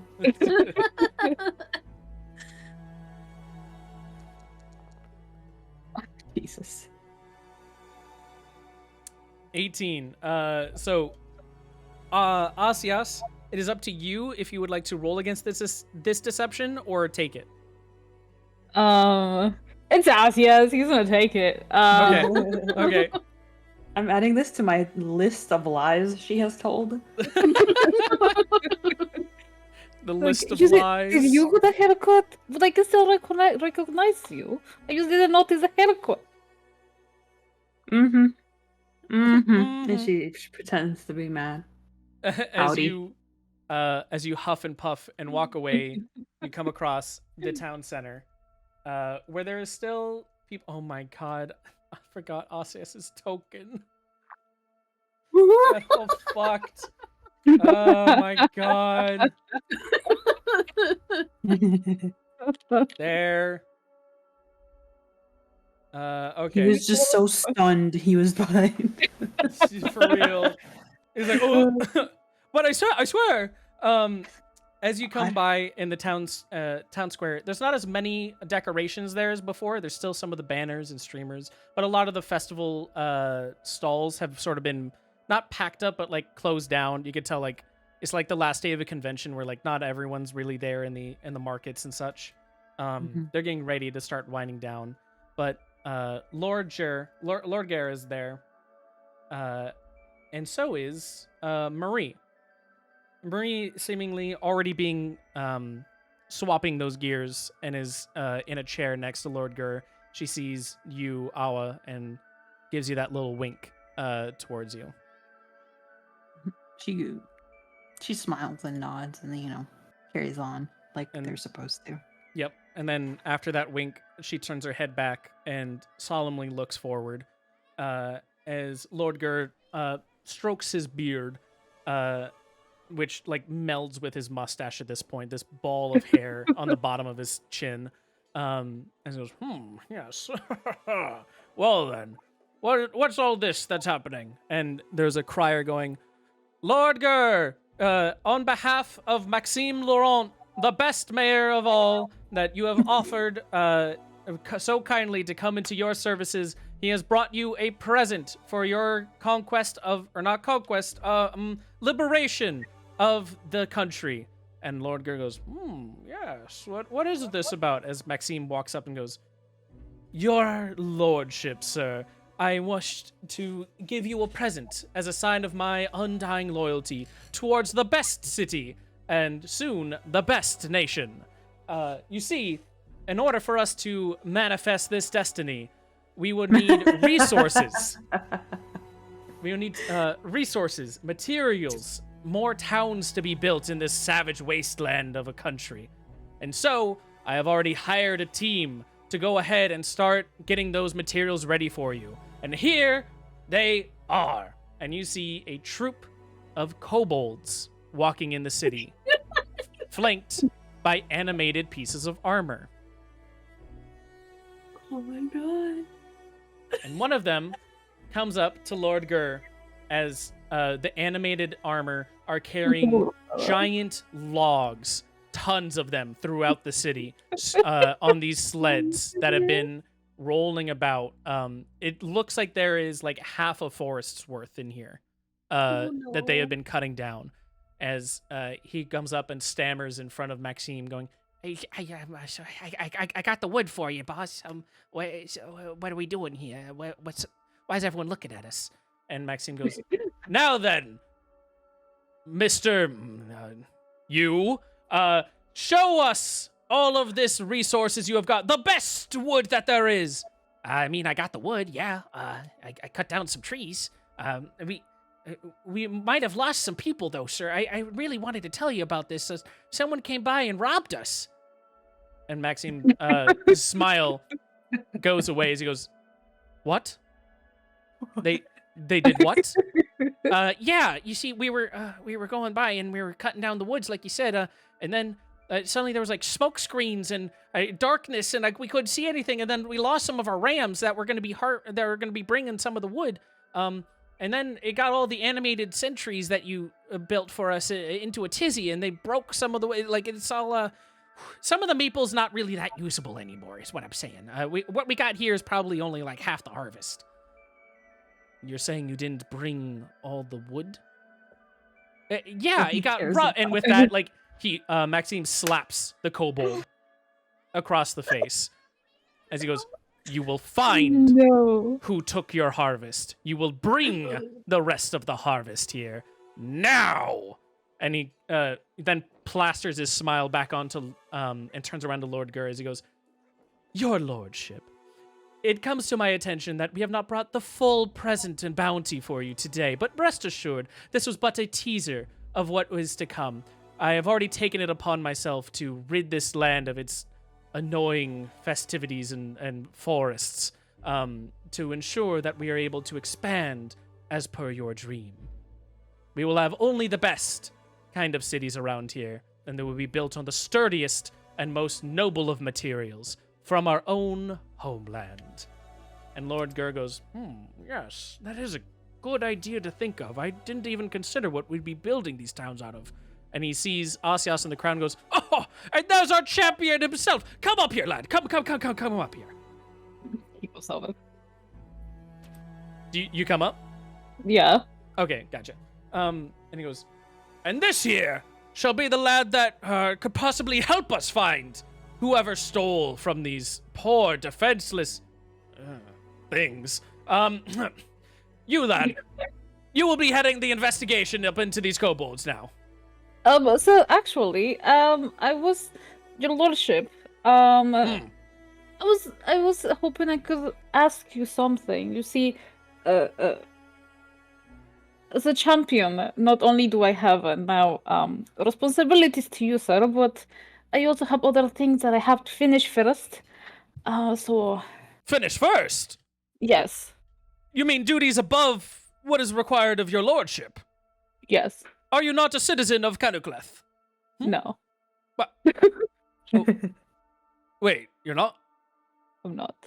And Oh, God. Lord Gur sort of looks around, first to the kobold who's like, just dumbfounded, does not know even what's being talked about. He's like, huh? And then to Maxime, who sort of keeps that plastered grin on his face, going, uh-huh. And then looks at you and goes, you're not a citizen. You're not one of my citizens. And you entered the festival?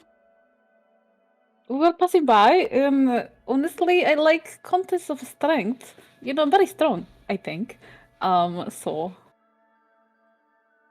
I wanted to give it a try. I was gonna start pulling Calliope back to behind the And crowd. can you roll me a stealth check? Can I use Pass Without Trace to have +10? You cannot cast it this quickly enough, I'm afraid. No. Okay. Oh no.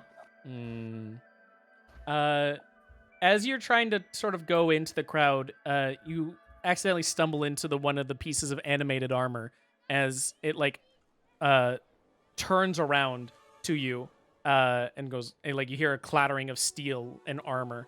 And one of the kobolds comes up and goes, huh? Wait, haven't I seen you around somewhere before? I don't think they they saw saw us. Yeah. 'cause No, they haven't. But there's a different sense that they are working off of with. But for them right now, they're going, haven't I seen you around? I mean, I was around the festival yesterday. Wait, we just came in the festival. I haven't. Oh, wait, Maybe it's just one of those faces. And then he starts sniffing. And I need you to roll an Arcana check. Calliope and Awa can both do this. Okay. I'm not rolling well. No, whoops. Calliope with a 9 Calliope. with a 21. So, Calliope, you would understand here that kobolds have magical detection. They are able to trace where magic has come from. Mm-hmm. And right now, he is sniffing some darkness that had been cast on him earlier. As he starts sniffing, he's like, "Wait, I didn't see you, but you're familiar for something." It wasn't Awa's darkness. No, It was us. Yeah, Yes. it was Asias. it was Asias, but he's sniffing it in the air. He's like, "No, I don't. I don't know you. That's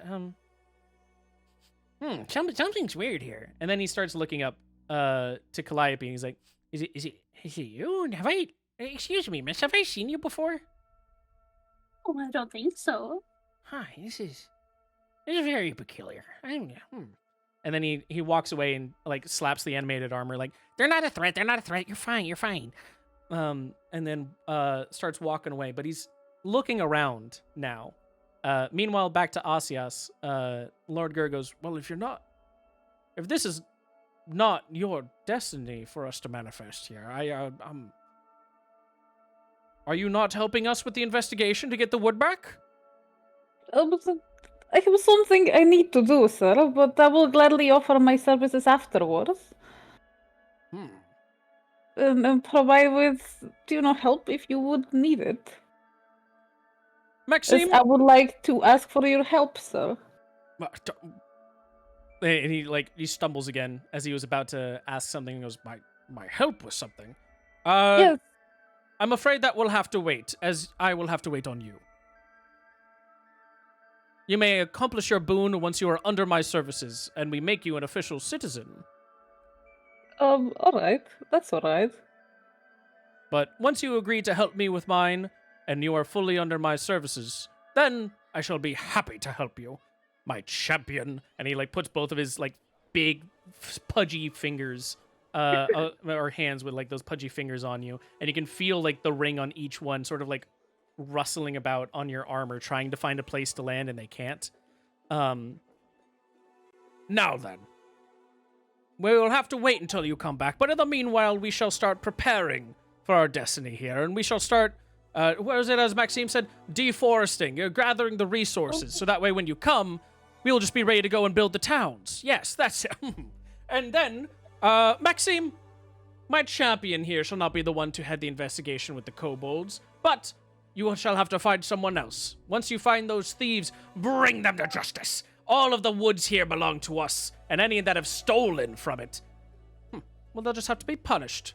And in fact, maybe by that time, that can be your first duty when you come back, champion? Sure. Perfect. Well then. And he gives you a little pat on the shoulder. For now, come and sit by my side here. You notice that Marie is on his left side, and he is asking for you to be on his right side. He goes and stands on the right side. Oh, there's a chair. Oh, he sits. Okay. And he goes, there we go. My right-hand man. And Maxime, you can tell, is grimacing through this. As he goes, Sir, I believe that was supposed to be my chair.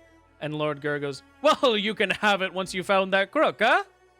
And Maxime goes, of course, sir. And he looks back to the kobolds and goes, you will find that thief now. You will bring me quadruple the wood within a fortnight. You understand? And the kobolds go, sure, we can't possibly do that. You haven't given us enough animated arbors to actually, cut down the woods. And right as that happens, suddenly you hear a screech off to the side. Can you all roll me a perception check? Well, Calliope, what do you see? Well, Calliope, what you see? Shit. My perception checks have been shit. So Oh, you know what? Never mind. What do I see? What does that one see? Life perception. Okay, never mind. Okay. 21, 23, and a 16. Okay. You notice off to the side here. I'm gonna take these guys away. Just a second. I gotta go.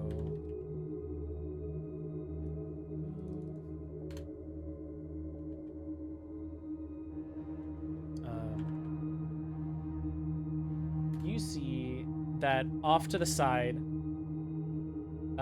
from multiple entrances around here, the villagers are surrounded by small fae-like people. Small little gnomes with large sickles hold them they hold the blades to each of their necks. And off to the side, there's an odd-looking furbolg with white hair standing next to Taylor. And he looks to you three and goes, I really wish you had left sooner. Oh, and as you see that, you look over, and Awa, you notice that there is a blade to Marie's neck. As there is a small, frothing gnome with a blade around her going, no one move, or the bitch gets it. We're tired of what you've been doing around here, taking down the forest, taking down all our resources, trying to say that this is all your land. Not anymore. And the first way to make sure this ends is by killing those in charge.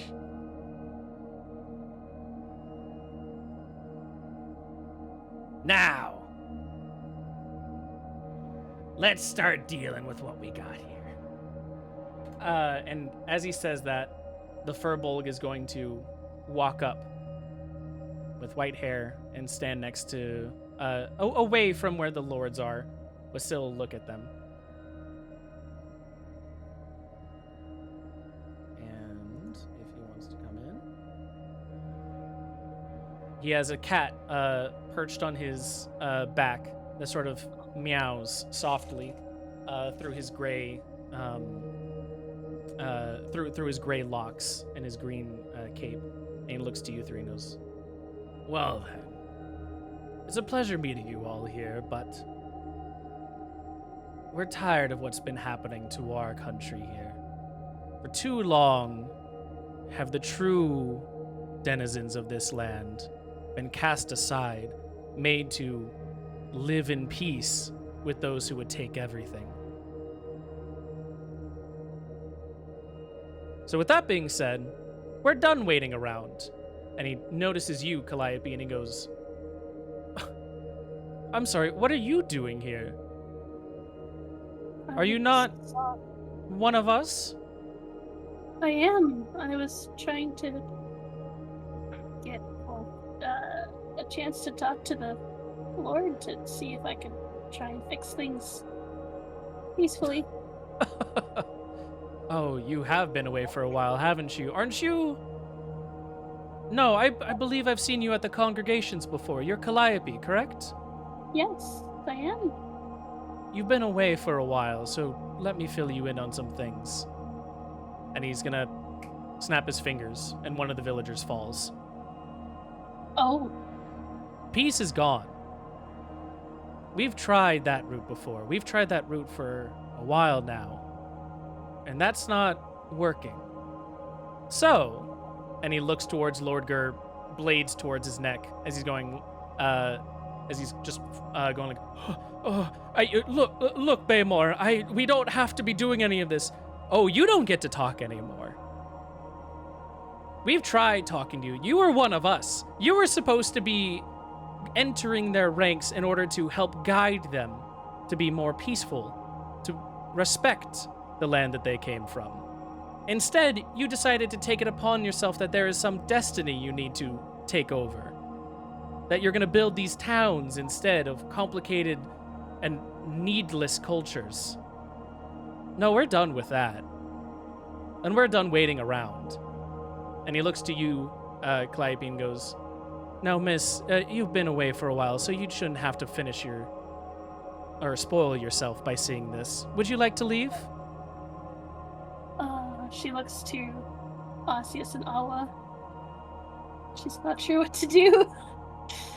Awa nods her head, like very slowly. Maybe we should. Perfect. You don't need to see what's about to happen here. And meanwhile, Awa, as you're nodding your head, you lock eyes with Marie, blade to her neck. She is terrified here. She is in absolute shock. This is the first time she's ever experienced violence. And as a tear rolls down the side of her cheek, you can hear her mouth, "Help me."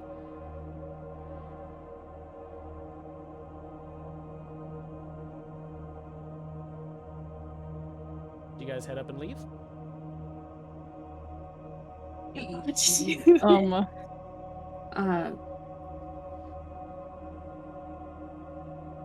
Wait, what did Asya say about leaving?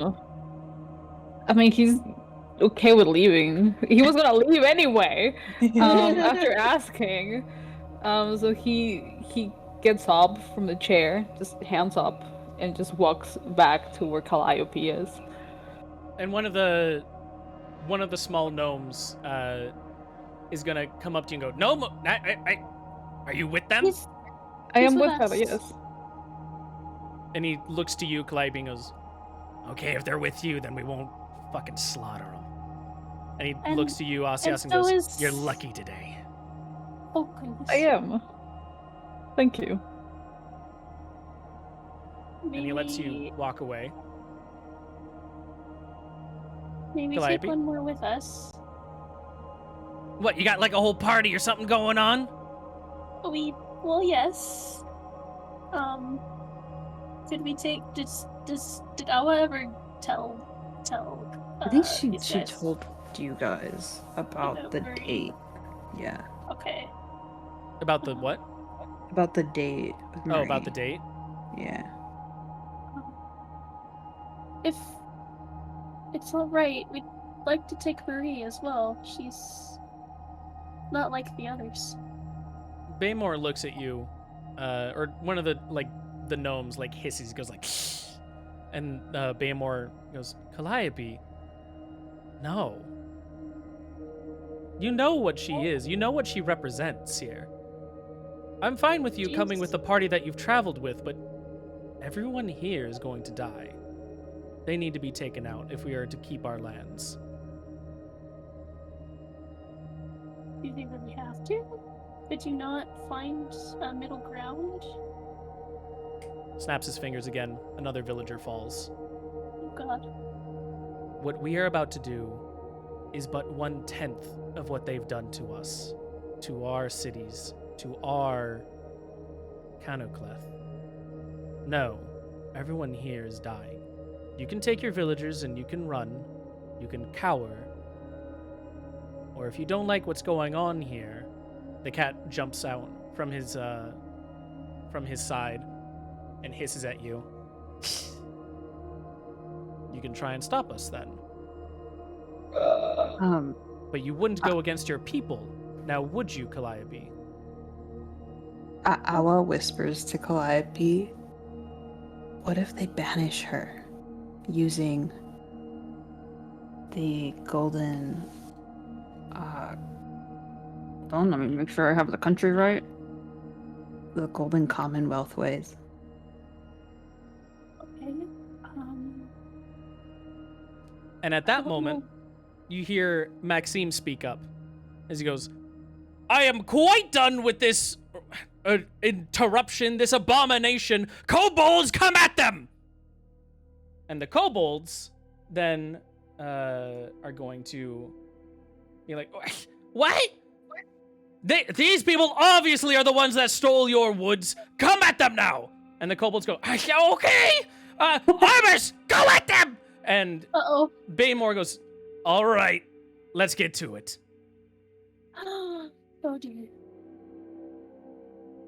And we are going to go to... Not there, my bad.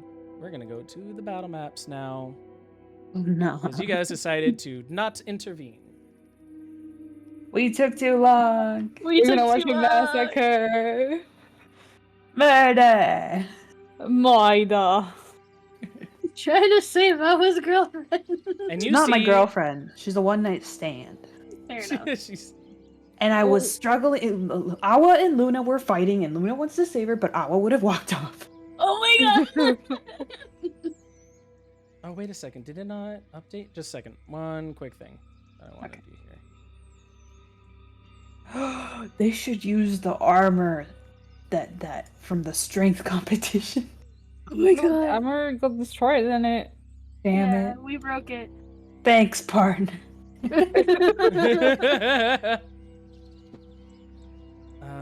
Why did it not update it?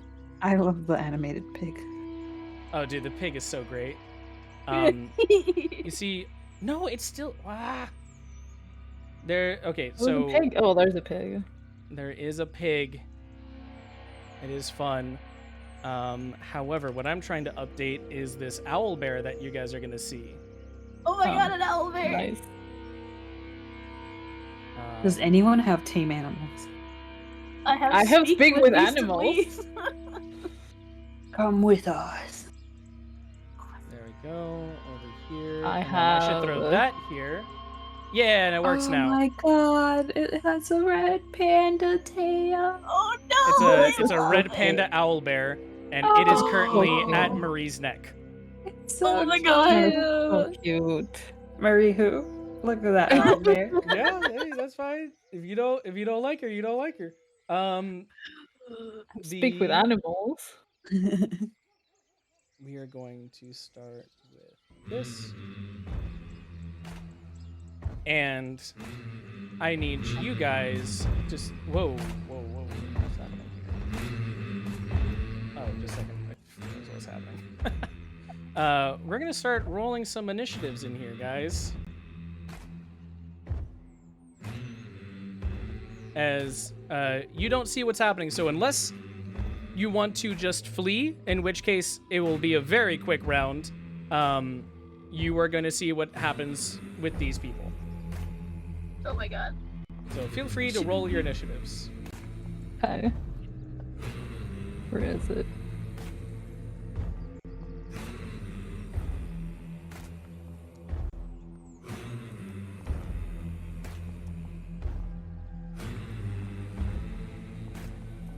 That's a lot of dice. It is a lot of dice because there's a lot of people. Oh my god. A massacre can't happen without people. Come on, guys. Exactly. I'm so glad we have like a tracker for this instead of doing it manually. Oh yeah, right? This is when digital comes in clutch. The dice are getting stuck on each other. Okay. And you guys have I all forget, rolled how do yours, I- right? Yeah. I don't think I've rolled mine yet. I think you. Oh, I might have Yeah. accidentally gone over yours in my like spree of rolling. Oh, okay. Because right now Asias has a 17, Awa has a 22, and I have. Yeah, I have one from you, and then Oh. mine was a 22. Got you. Mine says 7. Yours says 7. Okay. But I think that was the hint from him, right? The purple might have boxes been. are you. The purple boxes are me. Yeah, Yeah, Calliope so there's should be a one from blue. Calliope, but it Yeah. wasn't her. but it's purple. Oh, got you. Okay, here. We can change your initiative without too much effort once we begin the combat. Okay. So we're gonna begin the combat here. And if you want to roll another initiative for me, feel free. Sure. Why do I have to go first? How do I roll initiative? In the combat. And the combat HUD. HUD that pops up? Oh, right. Yes. Uh-huh. And you should see a little D20 next to the suitcase. Yep. Oh, got it. It's like the same number. 8. Okay, cool. Oh, It's one over higher. I had a 7. We're here now then. Okay. Awa, it's your turn first. You see an owlbear and a kneecap eater, blades drawn to Marie. You also see that the bards that have been playing are being taken a hostage eventually next. The kobolds over here that were swarming Maxime and Laurent are dealing with that. And yeah, you can take a look for yourself. You can see what's going on here. Choose what you would like. However, also understanding for you guys, if you would like to flee, if you can go to the edge of the map and stay there for one full round, you can leave the battle. Okay. I have a quick question. What are these guys What near guys? your cruiser? These hold on, let me Hold X these, and that will target things. these. Those are villagers. Okay, great. So we can go this way. You can go that way. Okay. Right now, the current goal, if you have not been able to tell, is that the bandits are going to be trying to kill everyone around here. The kobolds are going to be trying to repel them off, and the villagers are trying to escape.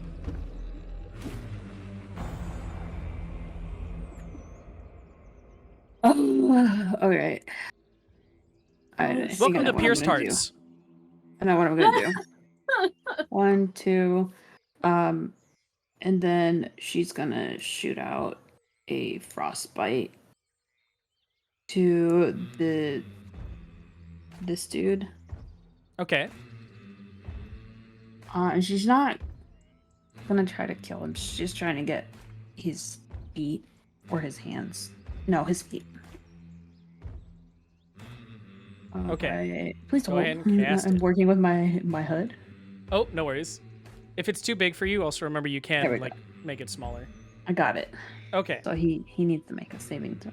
He needs to make a saving throw. And here is a part where I get to tell you about something for him. Or is it not for him? It is a constitution. Nope, it doesn't matter for him for this one. Okay. Sweet. I was gonna ask, does he have a legendary action? Or Well, no, a it's reaction? gnomes have advantage on intelligence, wisdom, and charisma saving throws Oh, against right. magic. But this is constitution, so it doesn't matter for him. That's an 8. Go ahead and Okay. roll your damage.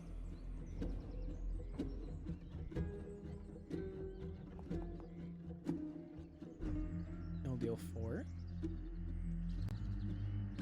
And it will have disadvantage on its next weapon attack roll. And you went for its feet, right? Yes. Okay. I'm gonna let you maybe re-aim that if you want, because this is a small little gnome, right?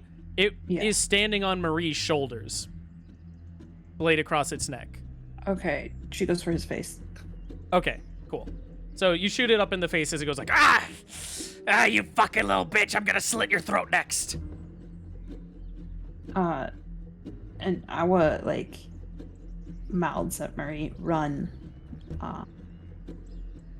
and points. Oh, nah, she doesn't point. And then can I use the rest of my movement? Yeah, you can. You haven't moved Okay. anything yet. Oh, I did. I moved 2. Oh, you moved 2. Okay. Yeah. Okay. And then 1. No, come on.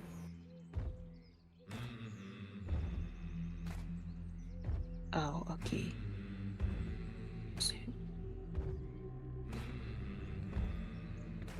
And as she runs back, and she's like, "Guys, let's get out of here." Okay. End of your I turn? have one more. I have one Oh, more. Sorry. okay. Yeah. Two, boom. Cool. Comes to a toadstool minion. Over here. Good to know. Okay. So this guy, you're gonna see one of these toadstools run up and make an attack on this villager. Oh no.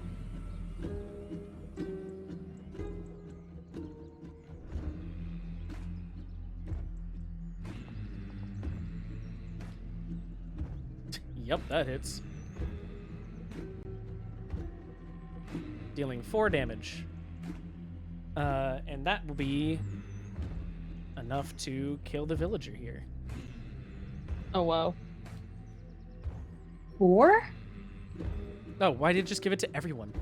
No, not like that. Dead. Dead. He hits one, he hits them all. Oh my Like a domino head. Phantom Menace style. Yeah. Okay, what happens if I give them this HP back first and then...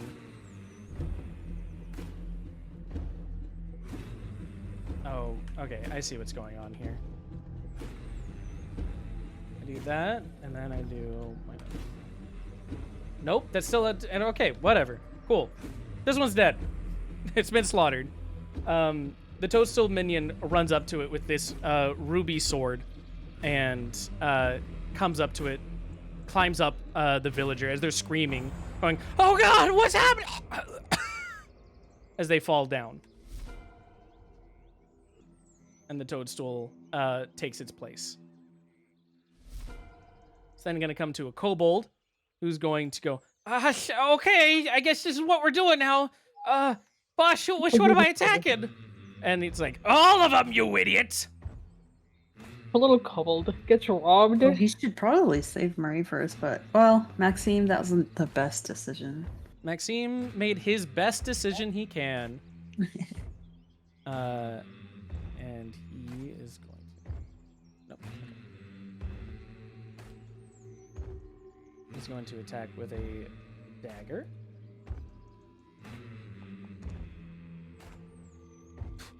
Definitely hitting. Okay.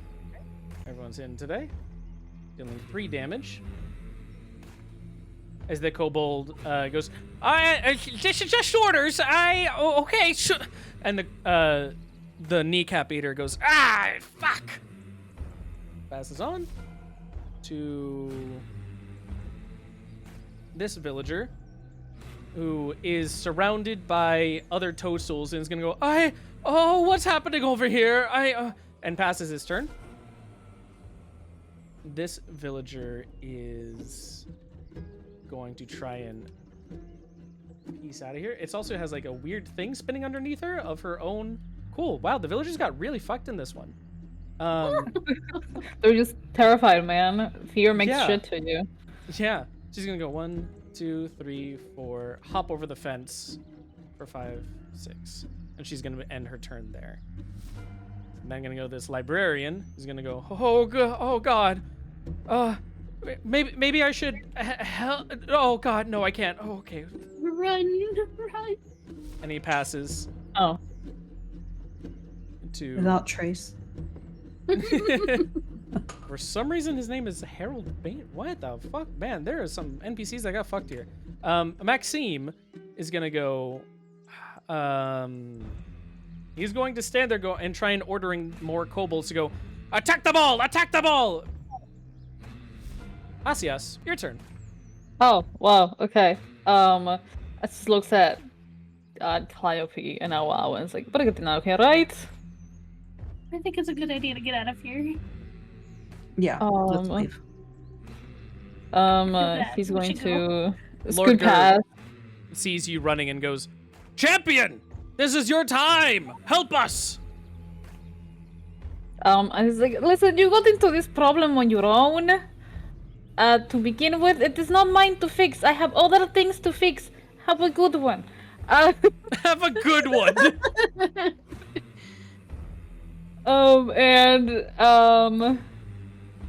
Could he pick up Awa and Calliope and like get them over the fence? You cannot pick them both up. No. Okay, well, one at a time. No. You can at half the speed, if they are willing. Can I pick Awa up and just scoot her on the other side? If Awa is willing. May I pick you up, Awa? Fine. Well, so you're gonna pick her up, Yes. and you're gonna put her over the fence with you. Yes. Okay. So you can move at half speed.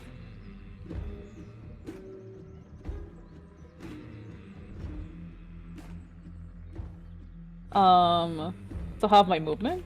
Half your movement. Yep. Wait. Oops. I think I already used all of my like little squares. Then you can't move anymore. Okay. So I just drag Awa with me. Yep. Okay. Anything else you're gonna do? No, we're getting the fuck out of here. Okay. Is that okay, Zurg, to be on this side of him? Yeah. Okay. Go ahead and pass your turn if you're doing nothing else. Alright. Okay, this kobold is gonna go up to the leader going, "Ha ha!" and try and make a dagger strike. Let's go, Kobold! Wow! Okay. Wow. So, wow, good for him. He dealt 6 damage total. Wow. With a I'm so proud of you. Proud of Good job, him. little guy. And he's I like, love them. he like stabs Baymore in the leg, and Baymore goes like, it like cuts through some of the like leather shin guards he has as he goes, oh, okay then. Well. And the kobold's me like, I did it! I could take on God! Oh my god. And meanwhile, it's You gonna got come this this, little buddy. toadstool minion who's gonna just sort of shamble up here, and seeing that one of you had attacked a gnome, cross the fence and make an attack. Do Uh-oh. we get a chance of attack of opportunity? He hasn't left anyone's area of influence yet. He entered it though. He entered it. You don't get in on entering unless you have a Oh feat. man.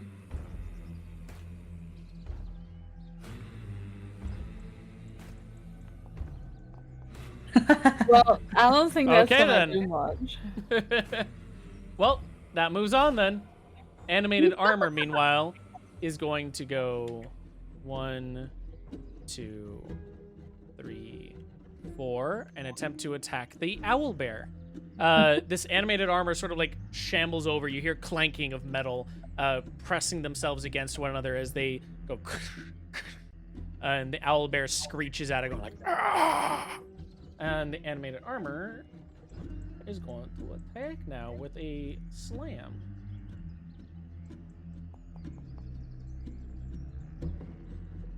Uh, 15 will beat the AC here. Damn. Damn. 7 damage goes to the owl bear, and animated armors get to attack twice. Good thing we didn't fight them. No, we just robbed them. We just stole their goats and ran. And that'll be 8 over to the owl bear. The animated armor just like punches the owl bear with its fists that are like, they have like spikes on the end of it, as a suit of armor sometimes does. And you see blood pouring out of the owl bear as it goes from roaring to whimpering, going. And it's going to go to this toadstool minion, who is going to make his own attack. Slaughtering another villager. Jesus. Oh god. Those toadstools are fierce. It They're vicious. it had the villager like in a hostage situation as the villager's like, oh, okay, what's happening? Oh, and it's you see like a ruby blade pierce the heart of this villager coming out the other side, striking with enough force that you see the heart like being ripped out of the rib cage here. And he looks at it for a second as he goes, oh, that's and falls over, slumping dead. Damn. This animated armor is going to go 1, 2, 3, and not, or actually it would go 1, 2, 3, 4, and it would attack that gnome here. It's gonna make 2 slam attacks. A 15 and a 23, both hitting. So let's roll that damage. For 11. And you see that the animate armor just comes up, takes both of its fists high in the sky, slamming them on the kneecap eater, who is like profusely bleeding, beaten to a pulp as he goes like, ah, fucking, ah! And he's screaming out in terror, blind rage, as he's being beaten down. He's going, What are we supposed to do here? This is supposed to be easy. Taylor brought us in for this. And he's going to, as a reaction, go invisible. Damn. And you see him like take the sickle and go shoo, beneath like over himself. And as he does, like he just disappears inch by inch from top to bottom until he's no longer there. Then it's gonna come to Baymore.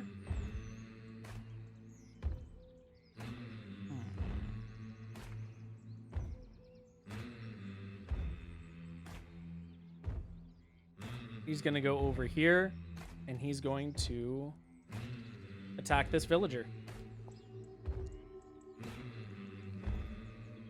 Slaughtering it, because he rolled over that AC. Damage is not really needed here. Yep, there's a crit.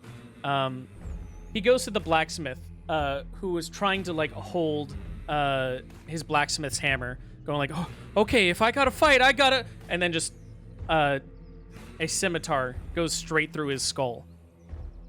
His jaw goes lax as he goes, ugh, and falls down dead as the scimitar is taken out of him.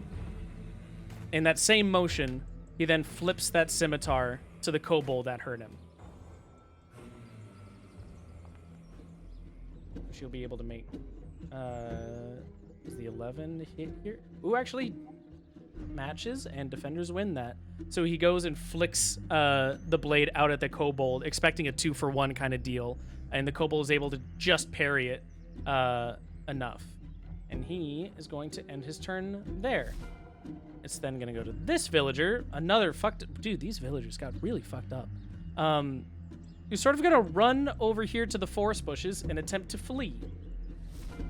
Sorry to like go through all of this, guys, and like take all these turns for things. Okay. Nope, he can't go there. He's gonna run in here actually, thinking he can escape before this little creature, a poppet, with its mask, sort of like holds its arm out and magically like creates a barrier around him, grappling him. As he goes, oh god, I thought, okay, I'm sorry. Then this kneecap eater is going to attempt to attack with its war pick. Or with its sickle, is what it's flavored to. Oh, okay.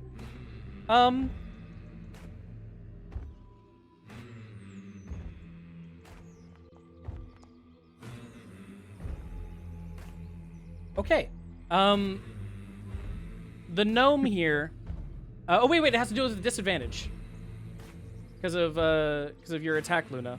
So it doesn't not able to do it. It's fighting through the frost and breaks free of it as it goes. It was like about to slit the throat and breaks free and goes, okay, and readies itself for its next attack. Then goes this villager who is held by Taylor. Taylor looks, and the villager's going, Taylor, what? Where are we? Why are you doing this? And Taylor goes, it had to be done. You weren't going to stop otherwise. I'm sorry, but this is just how it has to be. Damn. Goes this toadstool minion, who runs up to the villager as soon as that happens, and is going to make an attack.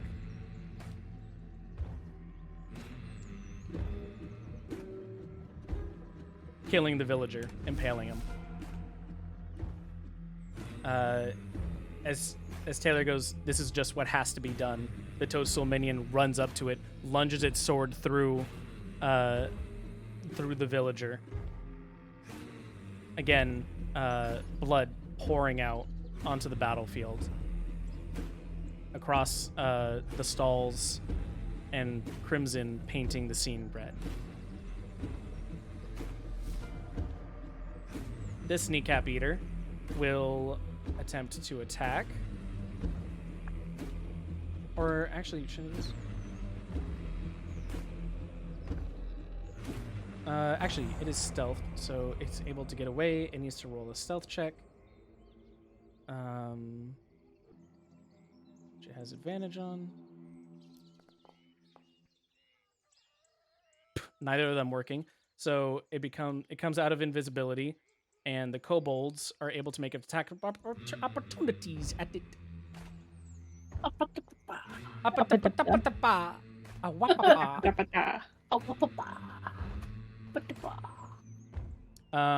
One of them will hit,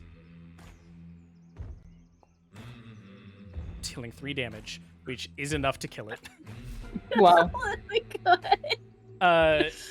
As it comes out of its stealth, and goes, Baymore, we have to. And the kobold drives its dagger through, going, okay, I kill it. And it's like dealing with the fact that it killed someone. This kobold has never killed before. Oh my god. And it's the blood. It's seeing like the kneecap eaters falling at its feet. It's going, oh god. And its hands are trembling, the knife and its blade wavering, as Baymore looks at him and goes, for every one that falls, I will kill 30 more. You've signed your death warrant. It's then going to come to Lord Gur, who is going to pass his turn, because he don't know what to do here. He is stunned as fuck. Calliope, it is finally your turn. So sorry about that. Ray, it's okay. That's what I get for rolling low. No! I mean, you did say that during battle you would roll low. I did. I manifested my You destiny. manifested it, yeah. That's your Fulfilling destiny. prophecy. Yep.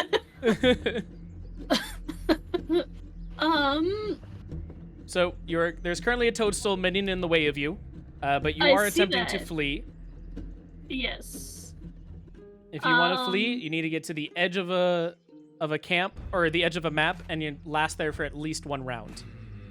Okay. Can I hop over the pig fence around the mushroom? You want to go here, then there? Yeah. You can do that. It'll be at Okay. half speed. Half speed. What is Because my you're- speed? Oh my god. Your Hang speed on. should be 30. 30. Okay. So it means you can So move I can move 15 total. It means you can move 15. 1 square after hopping 2 fences. Okay. Or actually, sorry, if you can either do that for the half speed, or you can attempt to roll a dexterity or athletics check to see if you're able to power through it in the adrenaline of the situation. Okay. Yeah, sure, let's roll a check. You said athletics or dexterity? Yep. Okay. Let me just look. Okay. Rolling. Rolling. You're trying to beat a 14 for this. Okay.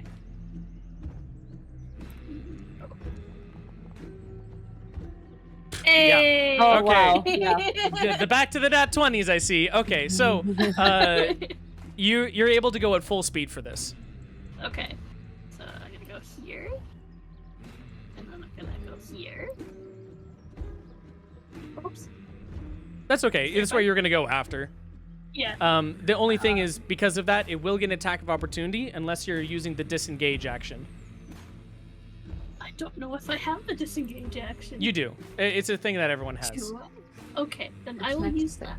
At your combat HUD, there you should see that there's a thing for Oh. disengage. It should use up a full. Yeah, there you go. It's a full Okay. action, so you can't like use an action step, but you still have a Okay. bonus action you can do, and you can still move. Bonus action. Let me see. What can I do? Aww.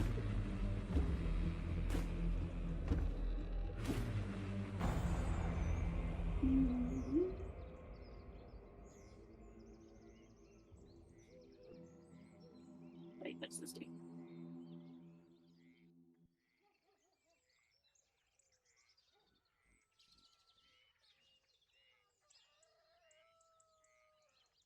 Sorry, I'm just trying to figure out what to do. You're all good. No worries.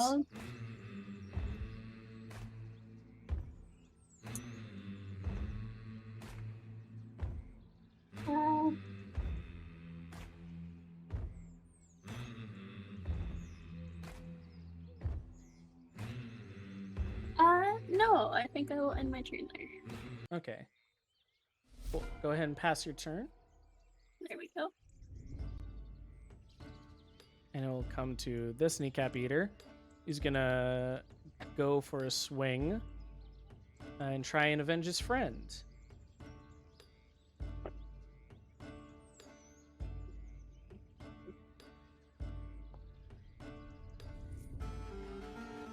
Ooh, 20.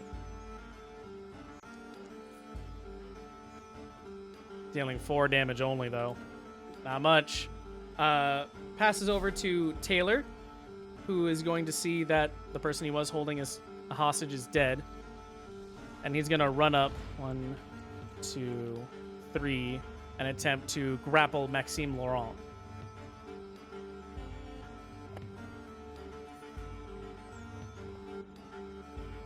That's going to be a 6 for him. And Maxime is able to hold him off. So Taylor runs up to him, screaming, going, "You did this! You're gonna pay for what's happened here!" And Maxime, smile gone at this point, pushes him off, going, "Oh my goodness! I need to find another place to go to. This town is definitely not the best. We are moving on. Not it. This is not it." And he's gonna go, "Kobold, avenge me! Protect your employer!" And the kobold's going, "Okay." The poor kobolds. "I do this because you pay me." And he stabs Taylor. Okay. He stabs Taylor in the gut. Oh wow. It's a pretty deep wound, and Taylor sort of was busy with trying to grapple Maxime, and he wasn't able to notice it. That finally he looks down as the blade like exits him, and he looks down and sees the blood pouring out of him as he goes, but, and then he looks over to you, Calliope, in the back, and he goes, "I'm sorry for what we've done. I'm trying to make it right." I don't think this was the way. It'll then come to this bard. Bard. This gonna- how. Yeah. 2, 3, 4, 5, and you'll end his turn there. Then it comes to the owl bear. And the owl bear, Owlbear spinning underneath the elevator. there is. It sort of got borked. I see that. Which, There hey, are two good to know. owl bears. There's 2 Oh, owl no. bears. It casts illusion. I don't know. I think it got. Oh wow, Invoke duplicity. Dude. Oh wow. 2 people Zurg- have tried to attack Marie and gotten a 1 and a 2. I want you to know, me, I love this owlbear so much. I've only known this thing for 5 seconds, but I would give my life for it.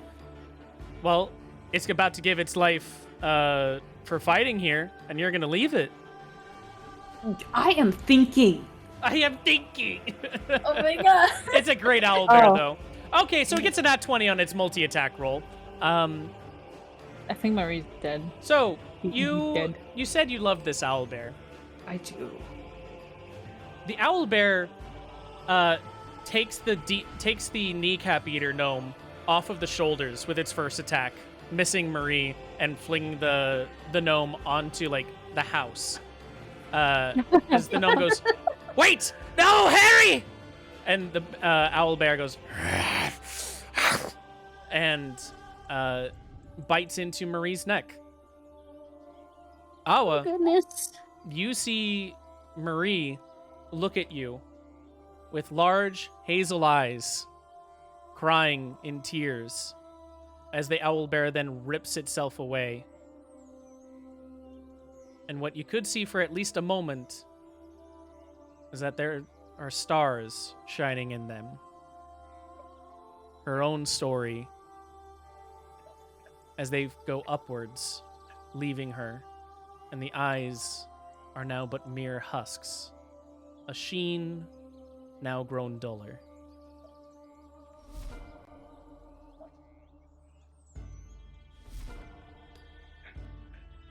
This villager attempts to escape as well. Whoa.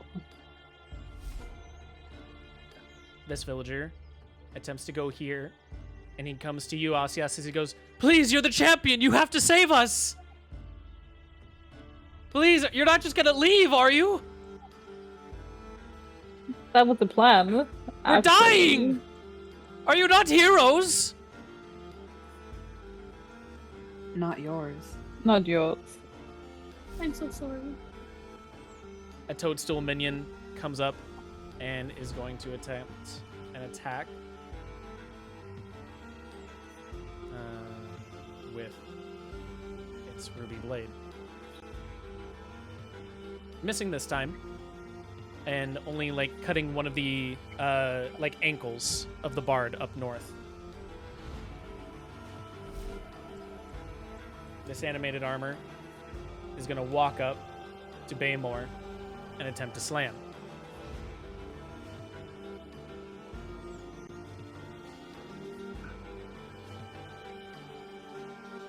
Oh wow, 217. Okay. Dealing 8 damage. He grapples with Baymore as Baymore like braces himself for impact and is pushed forward or pushed backwards a bit. And going with it. He is looking to the armor and he just has this grimace on his face now. He's in full battle mode. He looks to you three and goes, "Let this happen." Toadstool minion is going to run up and attempt to stab.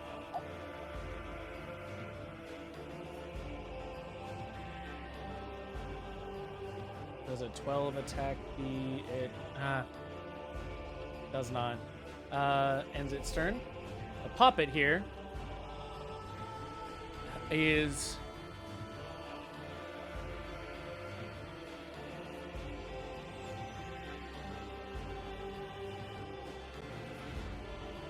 going to cast Entangle.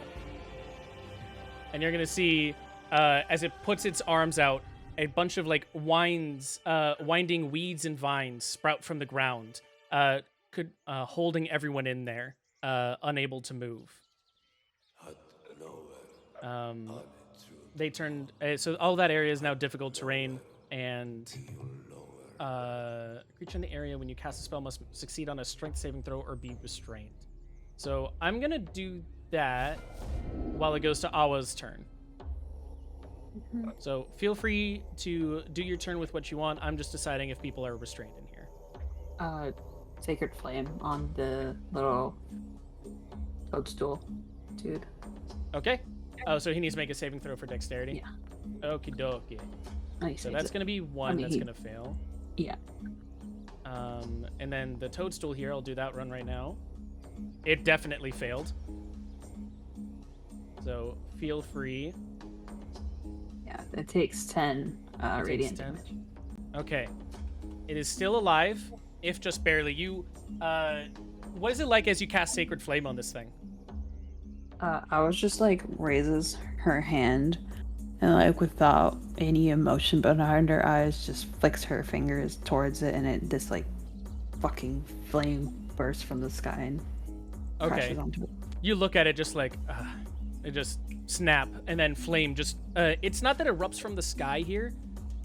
It's more like it's gonna exude out of it. Like you were able to form this thing, form this sacred flame inside of it, and just starts bursting out, cooking it from the inside. As it doesn't speak at all to you. It just goes like, and it's like not even voices. It's more like there's material within it squeaking like a rubber, as it just looks at you with cold, dead eyes. And then she's gonna put on her mask.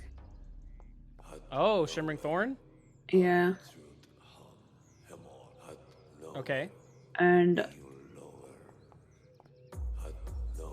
then The only one who succeeded is this. I'll just end my turn for now. I have to refresh because the map disappeared. Oh no, I'm sorry. It's okay, it's been happening. Oh no. I like these video maps, but they just keep failing on you guys. I need to just tell myself I need a swap. Okay, Toadstool Minion here is gonna go 1, 2, 3, and attempt to attack the kobold.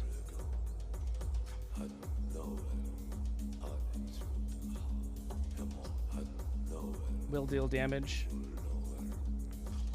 Dealing 6. Killing a kobold. It just No! It shambles up, and the kobold's going, okay, I can do this. I've killed what I can. No! The kobolds. And the toadstool just goes just in and out. No expression on its face. Meanwhile, this kobold goes, oh my god! Ah! And it's luckily the only one that wasn't restrained by the weeds and vines, and it is going to flee, or attempt to. And that is as far as it can get with its difficult terrain. Meanwhile, villager here. Which villager is that? Ooh, it's that one with another villager spinning underneath it. Dude, these guys are so bored. 1, 2, 3, 4, 5. It's at the edge of the map and trying to escape. This librarian is gonna go 1, 2, 3, 4, 5, and not be able to fully get there in time. Both of these villagers are just running, shrieking in fear, going, "Oh my god! Oh, what's happening? Why I thought we were safe here. I thought Cataclysm was a safe place to be." Meanwhile, Maxime, restrained here by the weeds, and going, if I could get rid of this place, I will make sure none of you escape out of here alive. I will hire anything I can. I will find the pirates again to come and hunt you down. Asias, it's your turn. The shroom is still in our way, isn't it? The what? The shroom. Yeah, the shroom is in your way. Okay, I'm gonna smack it. Yeah, you can mac it. I'm gonna smack it. You can mac it, alright. Smack it. Kiss, die. Mwah. Well, I rolled a kiss. I don't think that's gonna hit. I That don't think does it is not- now. But however, you should be able to have your extra attack feat because you are past level 5. So feel free to go for that. Roll again. Nice. Okay. forgot we have extra attacks. Does that hit? That does hit. Roll some damage. 7. Is it dead yet? Should be. Yes. as it's burning in flame, you bring your axe down on it, cleaving it in two, and you see the insides of it, this pinkish smoke go out of it as it then reverts back from this greenish weird mushroom creature to a normal mushroom. He doesn't say anything. He slashes it down and turns to Awa and Calliope and just goes, "Let's get out of here." Yeah, good idea. Okay, do you end your turn or do you move? I'm gonna move. That's what I was thinking. You could have just gone through me. No, you can't. Oh, okay. You can also use your bonus action to dash if you'd like. I am like. Cool. So you're trying to get to over here.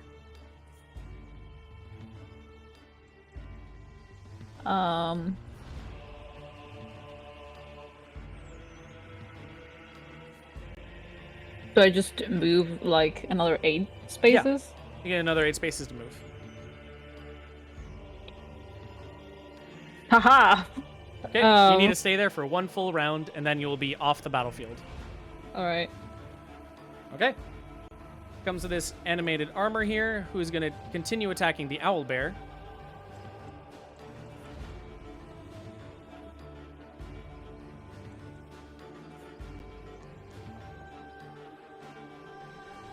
Being able to deal damage with one of them. Dealing 6. And then it will pass its turn.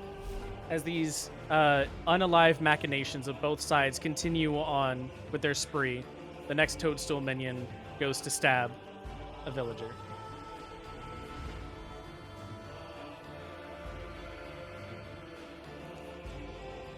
Seven. That is hitting and killing. Again, the villager going, "What is happening here? What? How do I get?" And it sees, they see the blade. They see the blade poking out from their gut, and they look down as they go, but I had so, and then they limp over, dead. This animated armor is restrained, but will be able to attempt to attack this gnome.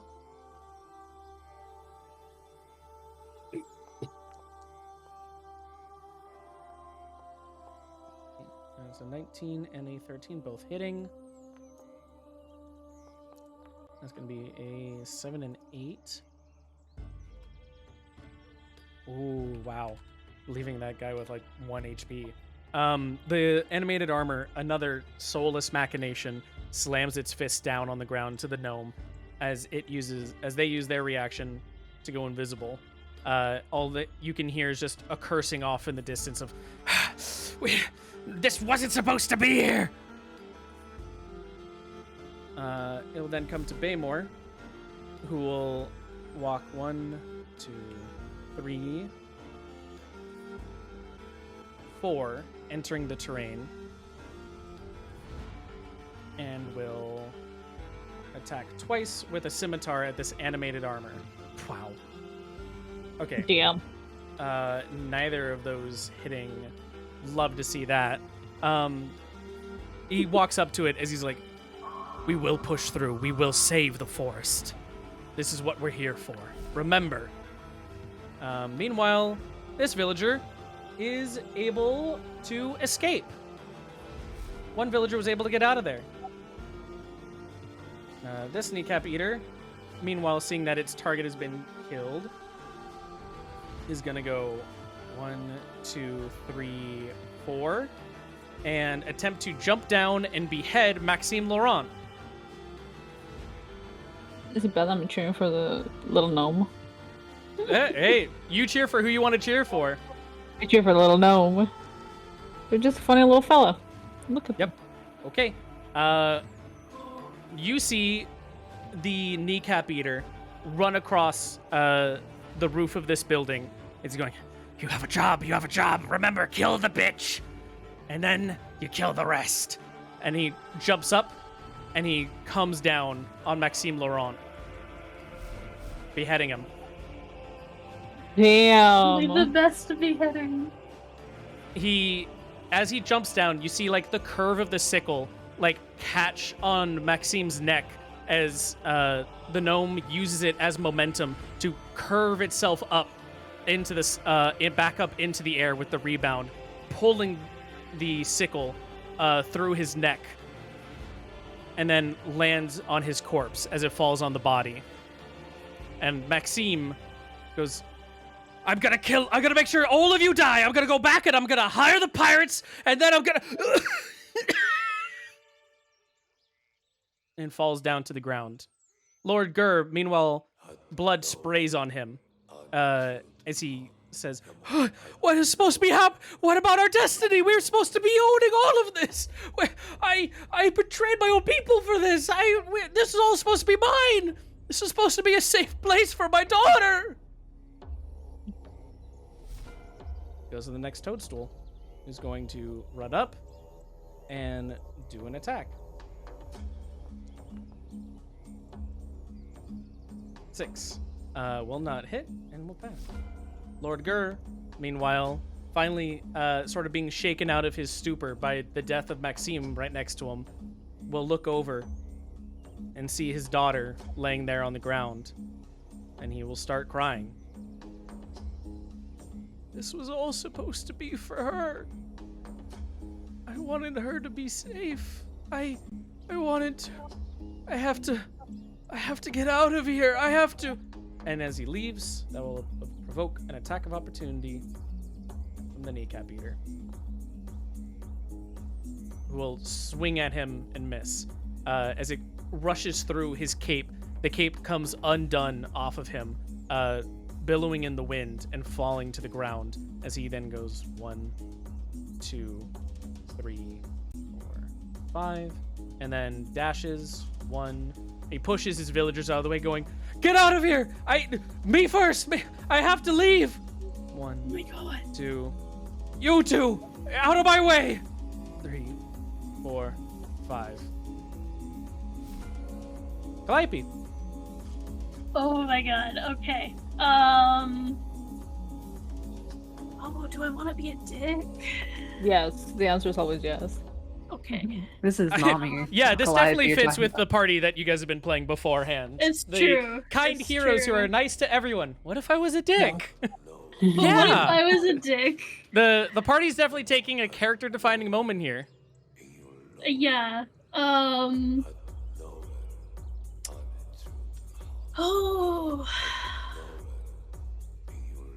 Seeing Lord Jared running away, I think Calliope is gonna try and use her web spell to hold him there. Okay, you're trying to cast Hold Person? Yeah, or web, I think. Let me hit the button. Is that Um, gonna become a problem for us when we're trying to cross? That's a good question. Yeah, it does fill a I think 20-foot cube. Oh, For that okay, point of here. duration. I think I could angle it to not be a problem. Hang on. Because you could do it like through all of here, and then you guys escape this way. Oh, yeah, smart. Okay, thank you. You're welcome. Happy to help. Ooh, Oh, that's cool. got like animations in it and stuff. Okay. Nice. So each creature that starts its turn in the webs or that enters them during its turn, so not yet, but he'll have to make a dex saving throw, and failed save, the creature is restrained. Okay. The creature restrained by the webs can use its action to make a strength check. Wow, he's definitely not getting out then. Come on, Zurg. Believe in your NPCs. Oh, I don't. Have you seen what this massacre's been? Yeah. Are you doing anything else, Calliope? She's gonna move. Okay. Let's see, go down here. And then...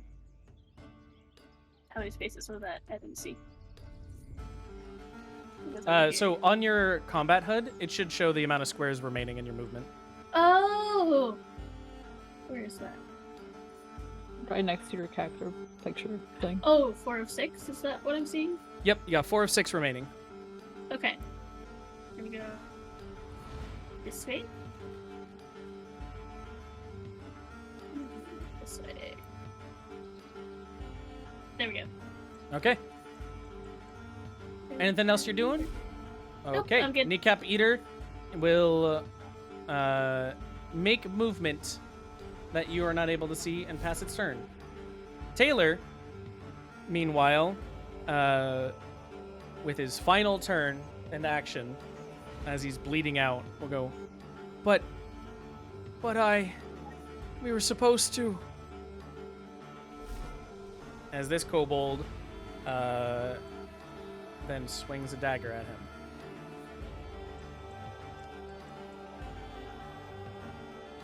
Missing. As it happens, the dagger like sort of just like grazes Taylor as he's like stumbling around in his own like blood, trying to like hold his stomach like shut and closed. The bard here, meanwhile, will go. Wait, there's only the ability to run. 1, 2, 3, 4, 5. Oh my God, what is happening? And Lord Gur going, you must take me out of this. I command you. I have to get out of here. As the bard goes, I'm sorry, your lordship. 1, 2, 3, 4, 5. The owlbear will attempt a beak attack on the animated armor, and then a Can Cello claws like attack. heal himself? Sell a little bean for what he could heal. Wait, who could heal? Doesn't Taylor have like Taylor. shenanigans? He Taylor does has have to healing heal. shenanigans, that is true. He is also in a state of shock after being wounded for the first time himself. Oh, His valid. life. A little bean. Even my parents didn't spank me. Deals 11 damage to this one. And the owlbear will pass its turn. It is like squawking now, and like you can see like the red panda tail of this owlbear like flicking from side to side as it's trying to like find a position to like land in. And it's going and bites into the armor, expecting there to be mass underneath, and surprising itself when it just crumples beneath it. This villager will also be able to escape because they waited there for a round. This villager will go 1, 2, 3, 4. Please, you have to save me. This is required. Save your lord. Yes, your lordship. Okay, and we'll attempt to pry him out. Uh-oh.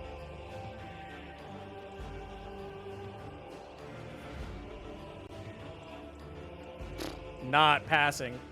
DC strength. What is your spell save DC, Calliope? Let me get. For when specifically, or No, just your or- spell save DC in general. That's what it says. It uses 14. 14. Yep, didn't pass it. And he's gonna go. I will try, my lordship. I will stay with you. I am loyal. And we'll pass its turn. He wasn't loyal to his own people. 1, 2, 3, 4, 5. And this animated armor will go for its slam attacks.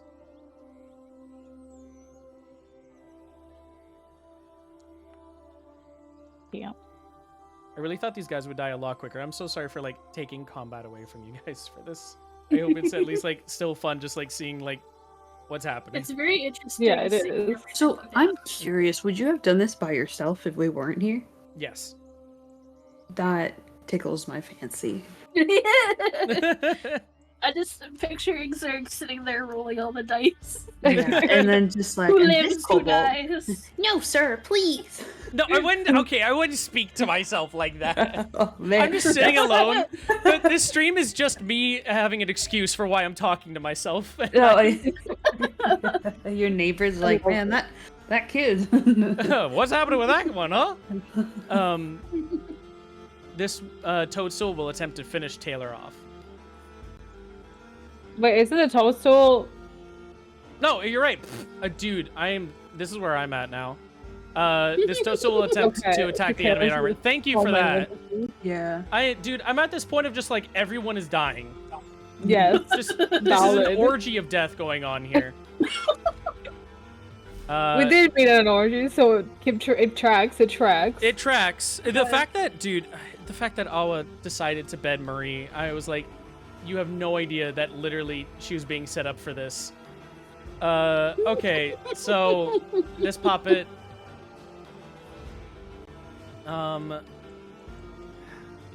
You know what's worse is that she actually got to know her a little bit rather than just like, let's go. Yep. That'll be a conversation for later. We're casting Fey Charm on you, Awa. Oh man. Okay, so Oh, I have plus. Okay, we're good. Oh wow, nice. Congratulations. I am not charmed. Okay. So the puppet looks to you, and you see, as you're wearing your mask, Awa, you see through the eyes of your mask into it and its mask. And you feel like some kind of connection for a moment, like could they know? And then a voice within your mask goes, now, we're moving on. We're getting out of here. And you snap out of it. Awa, what would you like to do? Are you doing that fucked up thing you were talking about? Yes, I am. How do I use the... Okay, so one of the mask's abilities is to summon an animal or plant life. Yeah. How do I do that? You tell me what you would like and I summon it. She'd like to summon that owlbear. Oh, no, it's not summoning like to your side. It would be like a new owlbear appears. Okay. Are you summoning a new owlbear? You know what? Yeah. Okay, let me double check this really quickly. Yep. You can summon an owlbear because I did not specify up to any CR, and it is a once a week ability. So you are summoning another owlbear.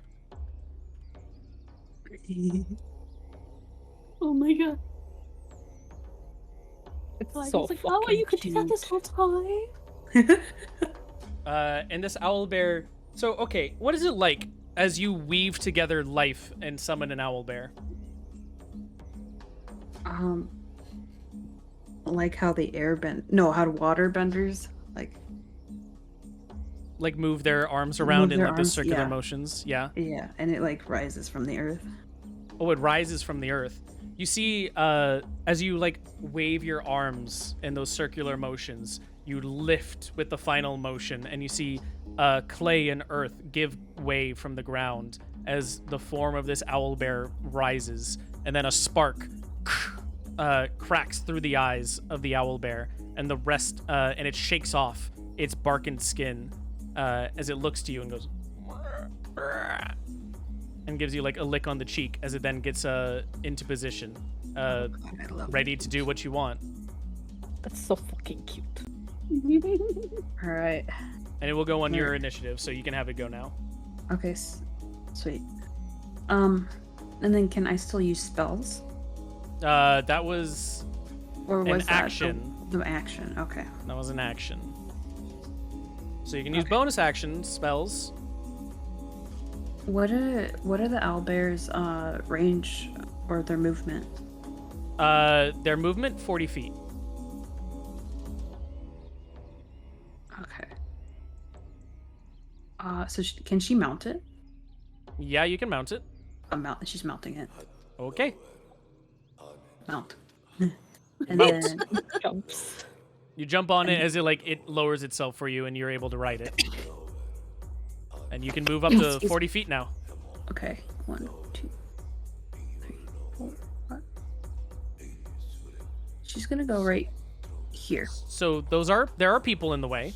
Okay, so we're gonna go here. Yeah, up to So this is a 2x2 creature. this So way.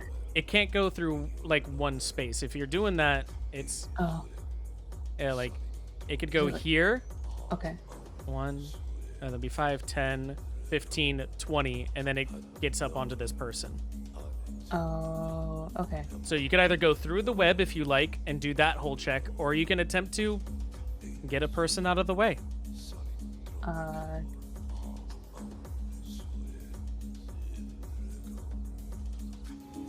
Guys, should I go through the person?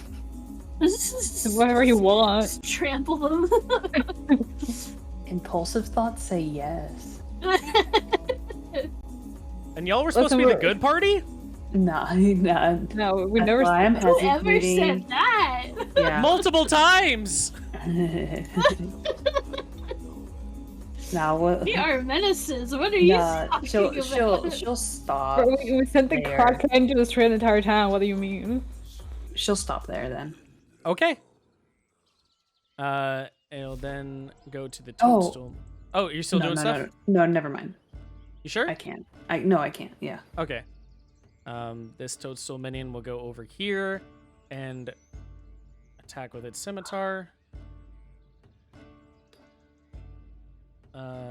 That is a 5, so it does nothing and will pass. This kobold will also attempt to finish Taylor off. That's the one who's trying to kill this guy. Misses. Taylor's like dodging for his fucking life here. This villager will be able to flee because they have been there for a full round. This librarian will go here and attempt to flee. He has to be there for one more round. Asias, you've been there for a full round. Would you like to leave the battlefield? Before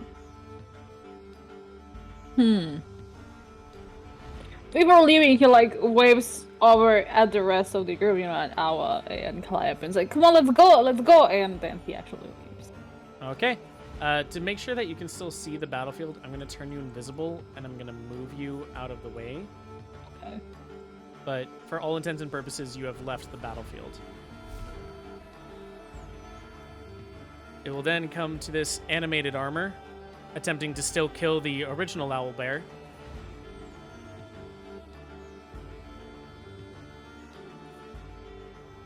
First attack misses. Second attack is a natural crit, meaning he gets to deal 10 damage to this guy. And it's piercing this owlbear, like multiple like jab punctures, and the owlbear is like screaming in pain, going like, or more gasping through it. And will end its turn. This toadstool will attempt to join it. 1, 2, 3, 4, 5, and end its turn. That animated armor will attempt to attack.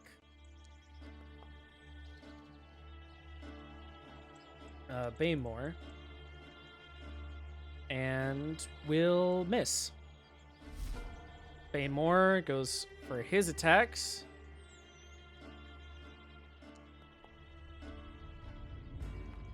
A 15 and a 14 both miss the animated armor. The kneecap eater here will attempt to finish off Taylor now instead. Man, everyone. No, God, it's finishing the animated armor is what I meant. Missing. Wow, dude, everyone's missing over there. It's just a flurry of blows. Toadstool minion also attacking the animated armor. Wow. Wow, Still dude. missing. What a round. Lord Gur will attempt to free himself with the help action because that's being given by a villager. So he's gonna do what is web again? Is it a saving throw? There's been so many things rolled. Web is a saving throw. It needs to beat a 14, and it can roll 1d4 on top of this. Doesn't matter, it's not passing. Lord Gur is stuck in the webs. Calliope. Nami. Nami, you're muted. Nami, you're still muted. Uh-oh. Nami might have gone to the restroom. Uh-oh. Uh-oh. The suspense. Well, we will come back to Calliope then when she comes back. Kneecap Eater is running around in the distance. and ends turn. Taylor, having been able to catch themselves for a round, will attempt to cast Cure Wounds. So that will be 1d8 plus spell modifier. So /R 1d8 plus 3. Wow, natural crit. Okay, heals up to 11, is able to suture the wound, and is looking around like, please, we just needed to get this. This had to be this way.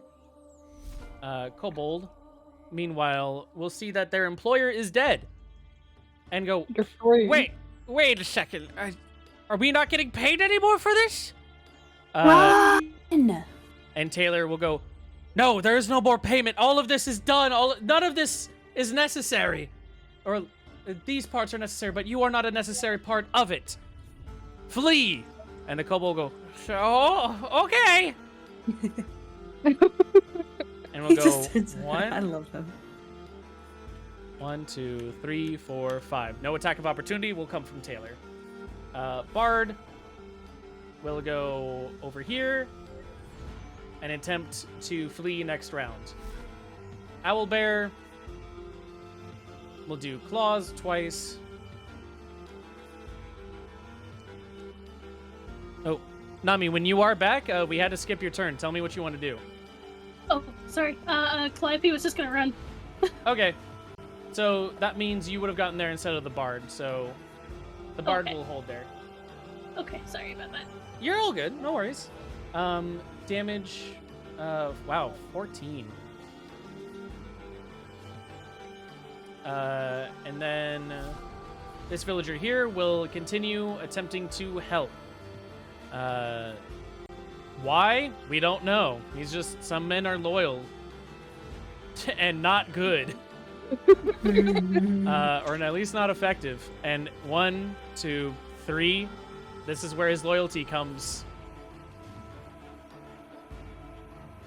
As he is busy trying to help Lord Gur, he will attack with advantage here. He'll take the 13. Oof. And the villager dies. As he's helping Lord Gur out of the web, he's going, don't worry, my lord.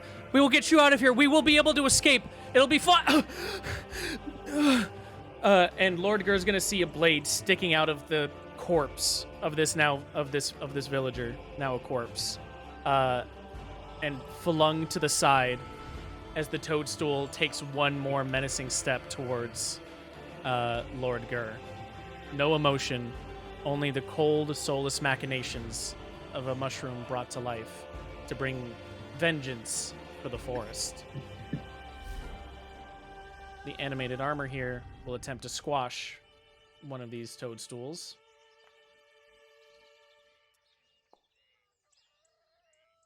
Dealing damage with one of them. 4 or 5. And then passing its turn, going to this toadstool minion, who's going to go over here and then do an attack.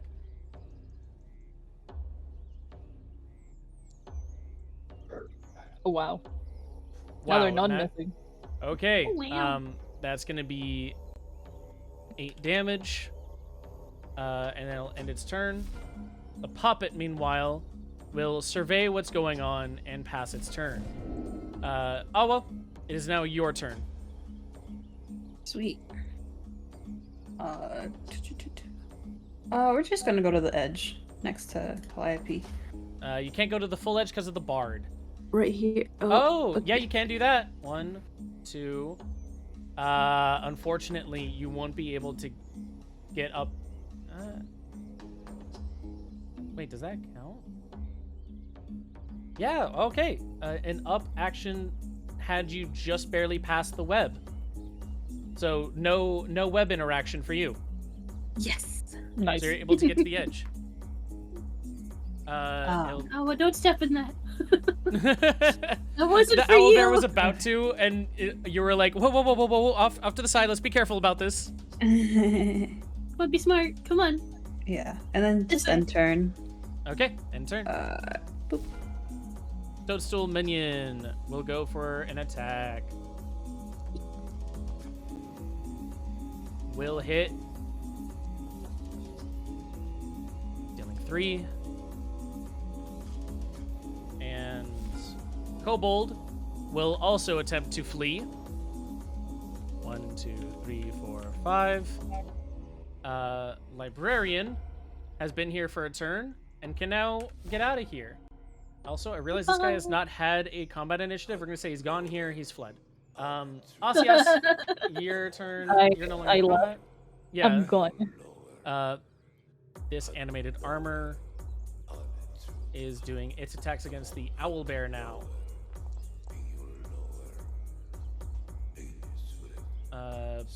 One hitting. Or is it both hitting? No. Wow, both hitting. Okay. So a 3 and a 5. So for 8 damage. Ooh, the owlbear is not looking good. These guys are just like pummeling each other to death. It's a war of mutually assured destruction. Toadstool minion will attempt to even this out a little bit by going for its own stab. Oh, tragic. Okay, well then. Animated armor over here will attempt to attack Vaymore.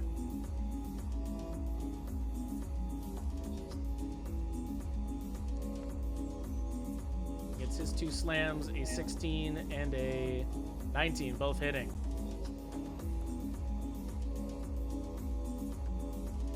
-7, -4.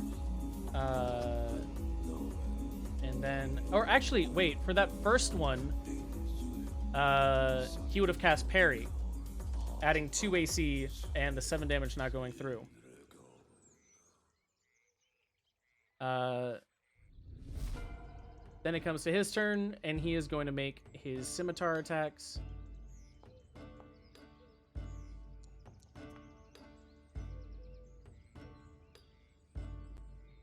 And 14, none of those hit.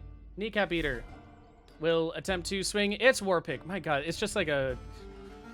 You're just ganging up on the armor. They really are, and the armor is like, it's doing fine against it.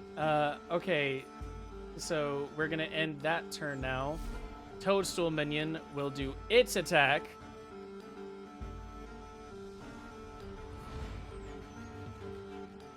Which will hit. Dealing 7. Okay. It crushes one of the, like, armor plates. Lord Gur, meanwhile, is attempting to get out of the webbing as a Toadstool minion approaches him. Nami, this needs to beat your 14. It does not. Womp womp. He stays in the web as the Toadstool minion approaches him. Calliope, it's your turn. You've been there for a round. You can leave the battlefield if you so desire. She looks over to Alice like, you're right behind us, right? Yeah. Alright. And she's gonna leave the battle. Okay. Then you will also go invisible for this. And I will move you off to the side. Kneecap Eater, this one is passing their turn as they're attempting to heal. Taylor Tot will run. He sees all of this happening and is attempting to run. Animated armor gets attack of opportunity. Does not hit and is able to go 1, 2, 3, 4. And he's going to end there as he sees Lord Gur, whatever's going to happen there. 1, 2, 3, 4. Kobold passes. Bard is able to go 1 and can now wait their turn. And then Owlbear here is going to attempt its claw attack twice. 21 and a 21. Wow, okay. 2 damages come out.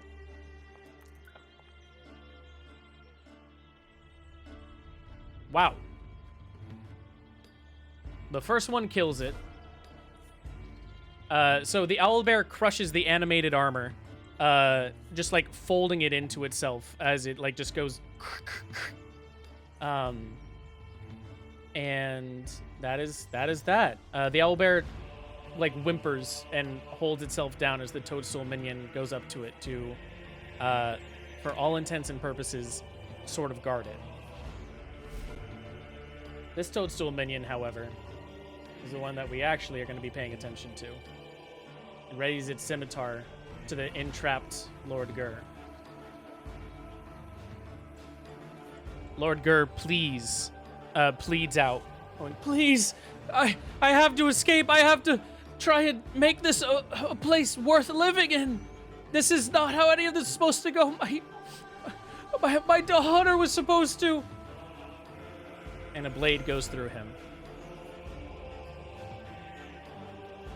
Slowly, it pulls out, and Lord Gur's body, along with it, rips through the webbing and is cast to the side next to the other villager. 2 corpses, no longer a part of this world.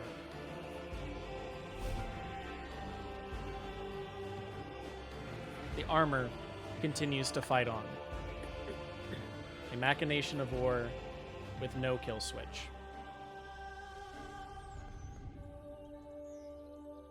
Both attacks missing. Toadstool minion will attempt to attack.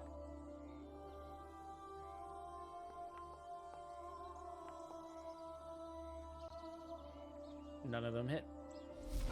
The puppet, seeing what has happened here, will take away its entanglement and will pass its turn as it hovers over and watches. Taylor, meanwhile, seeing the death of Lord Gur, will mutter to himself, "It had to be this way. We did it. Now it's just for the rest of the town. And the rest that have all popped up like a cancer across this country." Awa, what would you like to do? Awa watches Lord Gur die. And then she, sees Taylor. And she raises her hand and just casts a Sacred Flame right here on the web. Okay. Yeah. That's it. What was the Sacred Flame for? For, burning the web or burning the corpse? So it's for burning the web, corpse, and just, creating this wall of fire so they can't go after them. Okay. You set the web on fire, and through the flames, you meet eyes with Taylor as he looks at you. And he goes, can you give me a insight or perception roll? Your choice.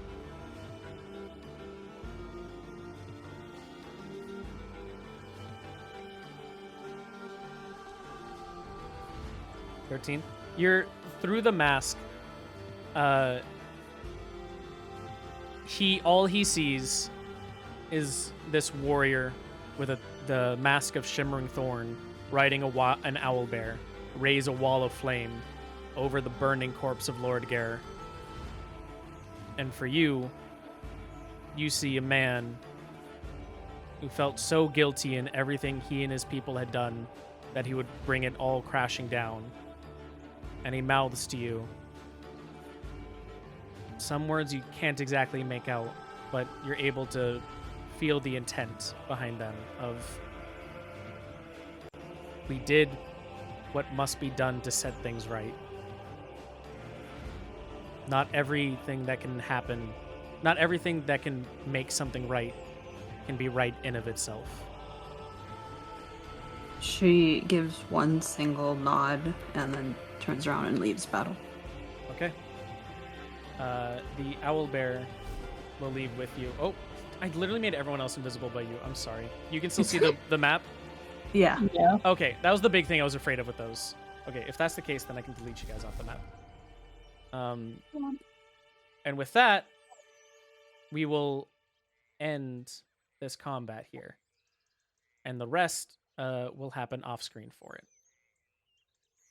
But for now, you've seen the majority of it play out, and you saw what happened to these poor players of a city that they thought was their own.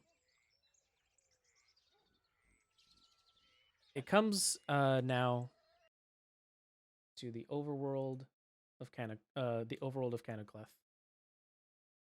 As you guys are here, and you've decided to flee the city. Second.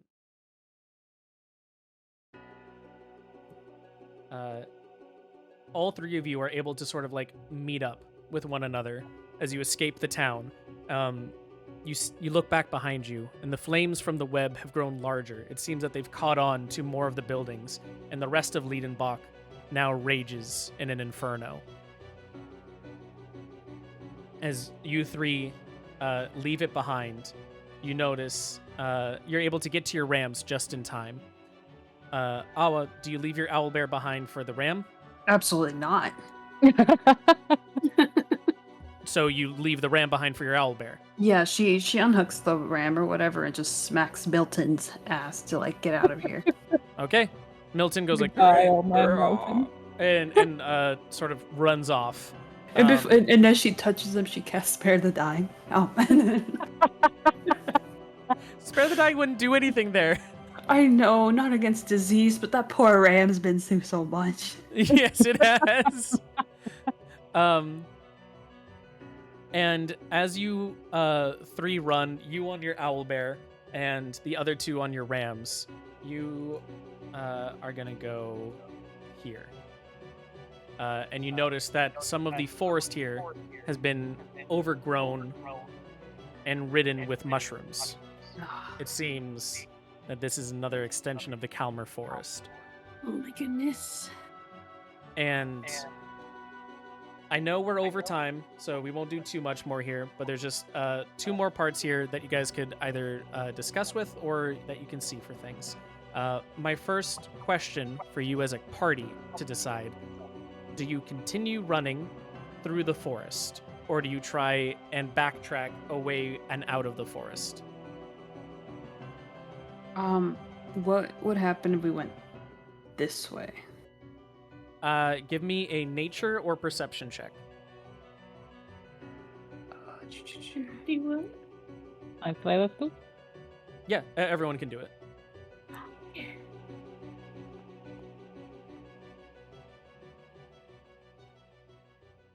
Oh, you might have had your guys' yourselves collected for that. I'm sorry. Yeah. Oh, because Okay, I don't so- have your parties on here. Fuck, that was a thing I was supposed to do. Can I just add a +3 to that?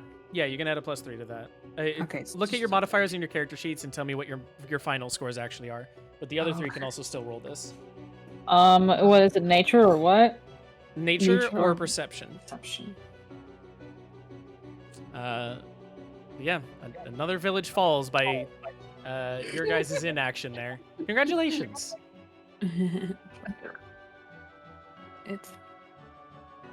Do you want me to reroll or do you want me to type in what it would have been? You can just tell me what it was. For yours is 13, right, Luna? It would have been 14 because I 14? have +1 and the mask +3. Okay. For wisdom. Got you. Asias, what would have yours final been? 13. 13? Okay. And Calliope? Hang on. What he said.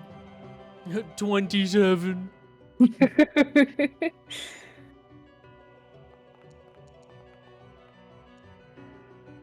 Can Okay. I Still double the my highest. proficiency on that?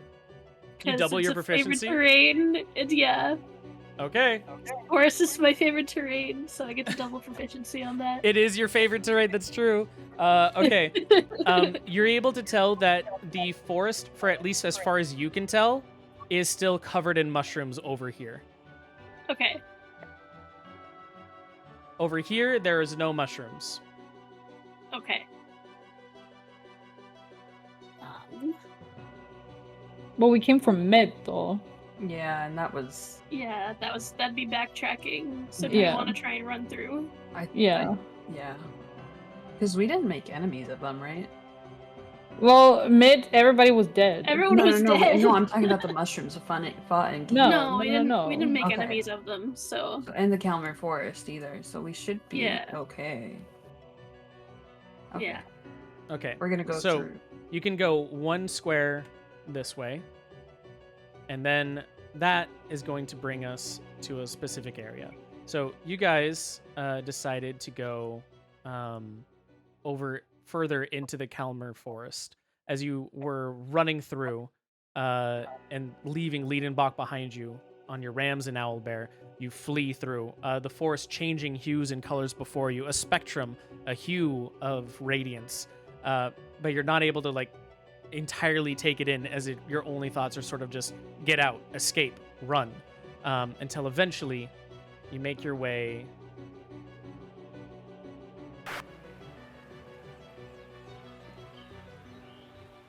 and then tell me when you guys are loaded in.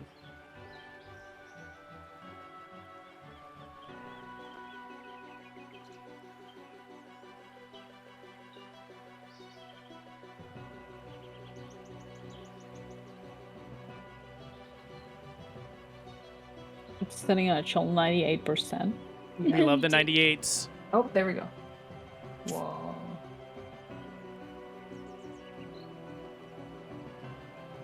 Oh my god. Oh, holy shit. You guys Why are you enter still into what seems. waiting? Oh, I'm sorry. Oh wait. Tell me when you're in. Okay. We're. Oh. Is Nami the only one? Yeah, I think we're waiting on I'm Nami right now. Not yet. I'm so sorry. You're It's stuck okay. at It's all good. 98. Don't apologize. Don't apologize. I Canadian. will anyways. I know as a you want to get Canadian. in. I'll just look at it on the stream. It's Are you still sure? 98. Yeah, I can see Okay. it on the stream. It's fine. Okay.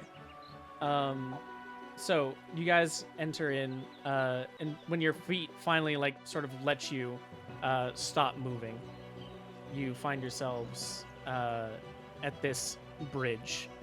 It seems everything is woven from nature here. The roots of the trees changing in hues over time. 1 second they're pink, the next that they're this goldish auburn. Blue sky or blue grass almost feels like the sky is beneath you at this point, peppered across the magenta ground.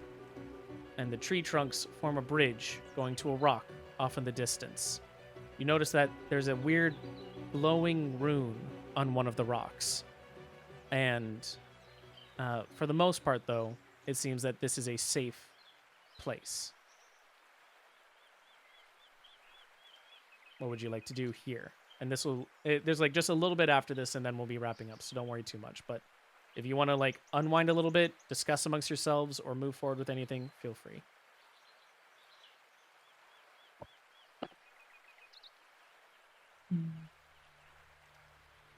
So our party like slows down there. And... Yeah.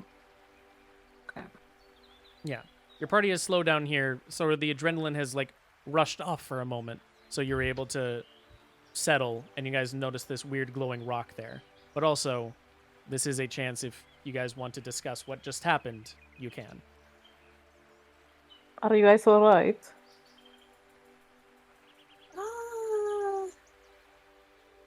I've been better. That was a little touch and go, but we're safe now. So yeah, it'll be fine. Are you alright, Awawa? Awa has like her back towards them, so they can't see that she rolls her eyes really heavily. And then turns around like, "Come on, guys. Of course I'm fine. Like, we came out of it. We kind of knew what we're signing up for. We know that there are gonna be sacrifices on the way. I was hoping we could get a ship, but Yeah, I guess that chance really sailed, huh? Yeah, but it seemed like he wasn't gonna give us anything as soon as Yeah. he found out you weren't from Kunaclef. Hmm. hello. Well, we are out of there, and it's all of us are still. And you're not indoctrined. And I'm not. Yes, It's true. I wasn't dragged into that. I'm glad you- And you were made not it dragged fun. into that Calliope. Yeah, that I wasn't expecting that. That was pretty scary. I didn't think that a war would break out over all of that. And I was hoping there'd be some peaceful solution to it, but I guess that's not always the case. So, I thought you were here the last year, but he said that it seems like you've been away for a long time. Like, what were you doing if you didn't know that the tribes are... Well, I was exploring. I went out on my own just to see the world a bit, and I just never went back when I should have. I just kind of kept going a little longer, and then I ran into you guys, and all the rest is history. So I just haven't been home in a while. I honestly wasn't expecting to come back to that. I guess for all the adventure you're looking for, there's a lot back here when you return. And everyone hasn't killed each other, yeah. Calliope, the pirate queen, like negotiator, diplomat, pirate diplomat. That'll be cool. What is that thing? Oh, this is a river. No, it's like the glowing thing up there. The glowing thing. Yeah. I don't know. Let's look at it. The place is pretty cool, too. Feels very peaceful. If you guys Compared want, to you what can walk up to it. Compared to where we came from, yes, it's very peaceful. Oh, yeah. I think anything's more peaceful than what that was. And you notice on the foot of this glowing stone, it seems that there is a small leaflet of a journal left here at its base. The stone is showing this innate blue symbol. This blue symbol innate with like magical etheric energy sort of pulsating from it. It looks like a crescent moon facing downwards with a circle in the middle of it and 4 rays coming out of each of the intercardinal directions. Sorry, Calliope, do you recognize this? Would Calliope recognize this at all? You can roll me a history check. Could I Okay. do a history check too? You cannot. Okay. I was thinking because it's magical.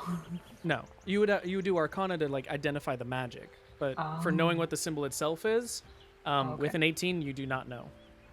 Oh, wow. No. I don't know what it is. I kind of want to touch it, though. Me too. Hold on. Okay. Before we do, I mean, I want to Maybe slap we that should- thing too. And she grabs the leaflet. And You can starts click on to, it. like- yeah. You're right. Oh no! Nothing happens. Now click. Wait, when you click on it, there's no pop-up window. No.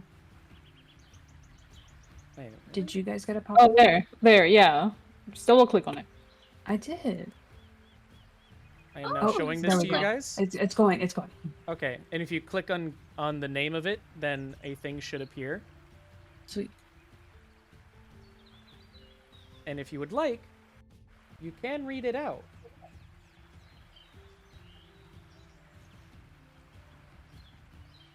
Who wants to read it? Not me. Okay, that's fine too. I can read it, I guess. Okay, So. story time with Alan. A journal written by someone named Gree, wondering how the forest could change so quickly and who these odd mushroom people were. She came across a traveling house with the same sigil she carved into the stone here. There's no doubt that this forest is changing now. Hues and colors invade the foliage here like an evolved predator. They try and hide it, but I notice some of the mushrooms move out of the corner of my eye. A moment there, the next, only a bush. Whatever magic is burning its way through here has given life that shouldn't. I followed where they were headed and saw a house on 3 legs that nimbly passed through the area with each leg gripping a tree so so as not to leave a single footprint on the ground. It was long and windy, a chimney spewing pink smoke that hid amongst the leaves and each leg of a different creature. A lion, a ram, and what I can only see as a chicken? What could it be? It had a sigil on the back that mushrooms seemed to follow. I carved it on this nearby rock to study later, but for now I must follow it. It may be a key to what is happening here. You have unlocked Grease Report 8. It's didn't you mention a story, a children's story that you heard before, Awa? Was there a mention of a house? Yeah, it was what V was trying to search for. Yeah, the man that turned himself into the house. A man that can't be moved. No, yeah. I wonder if it has something to do with the house in this written report. I guess it's real. Or it's the closest thing to the fable. Who knows what might be the differences? I mean, if it's here, the person probably doesn't need it anymore. We could keep it. Could we keep it? I wonder we if the ever sigil find does them. something. I'm gonna be honest, I kind of want to touch it. Touch it? We could all touch it together. Touch it together? Yeah. When Awa says touch it together, Isis goes and touches her butt.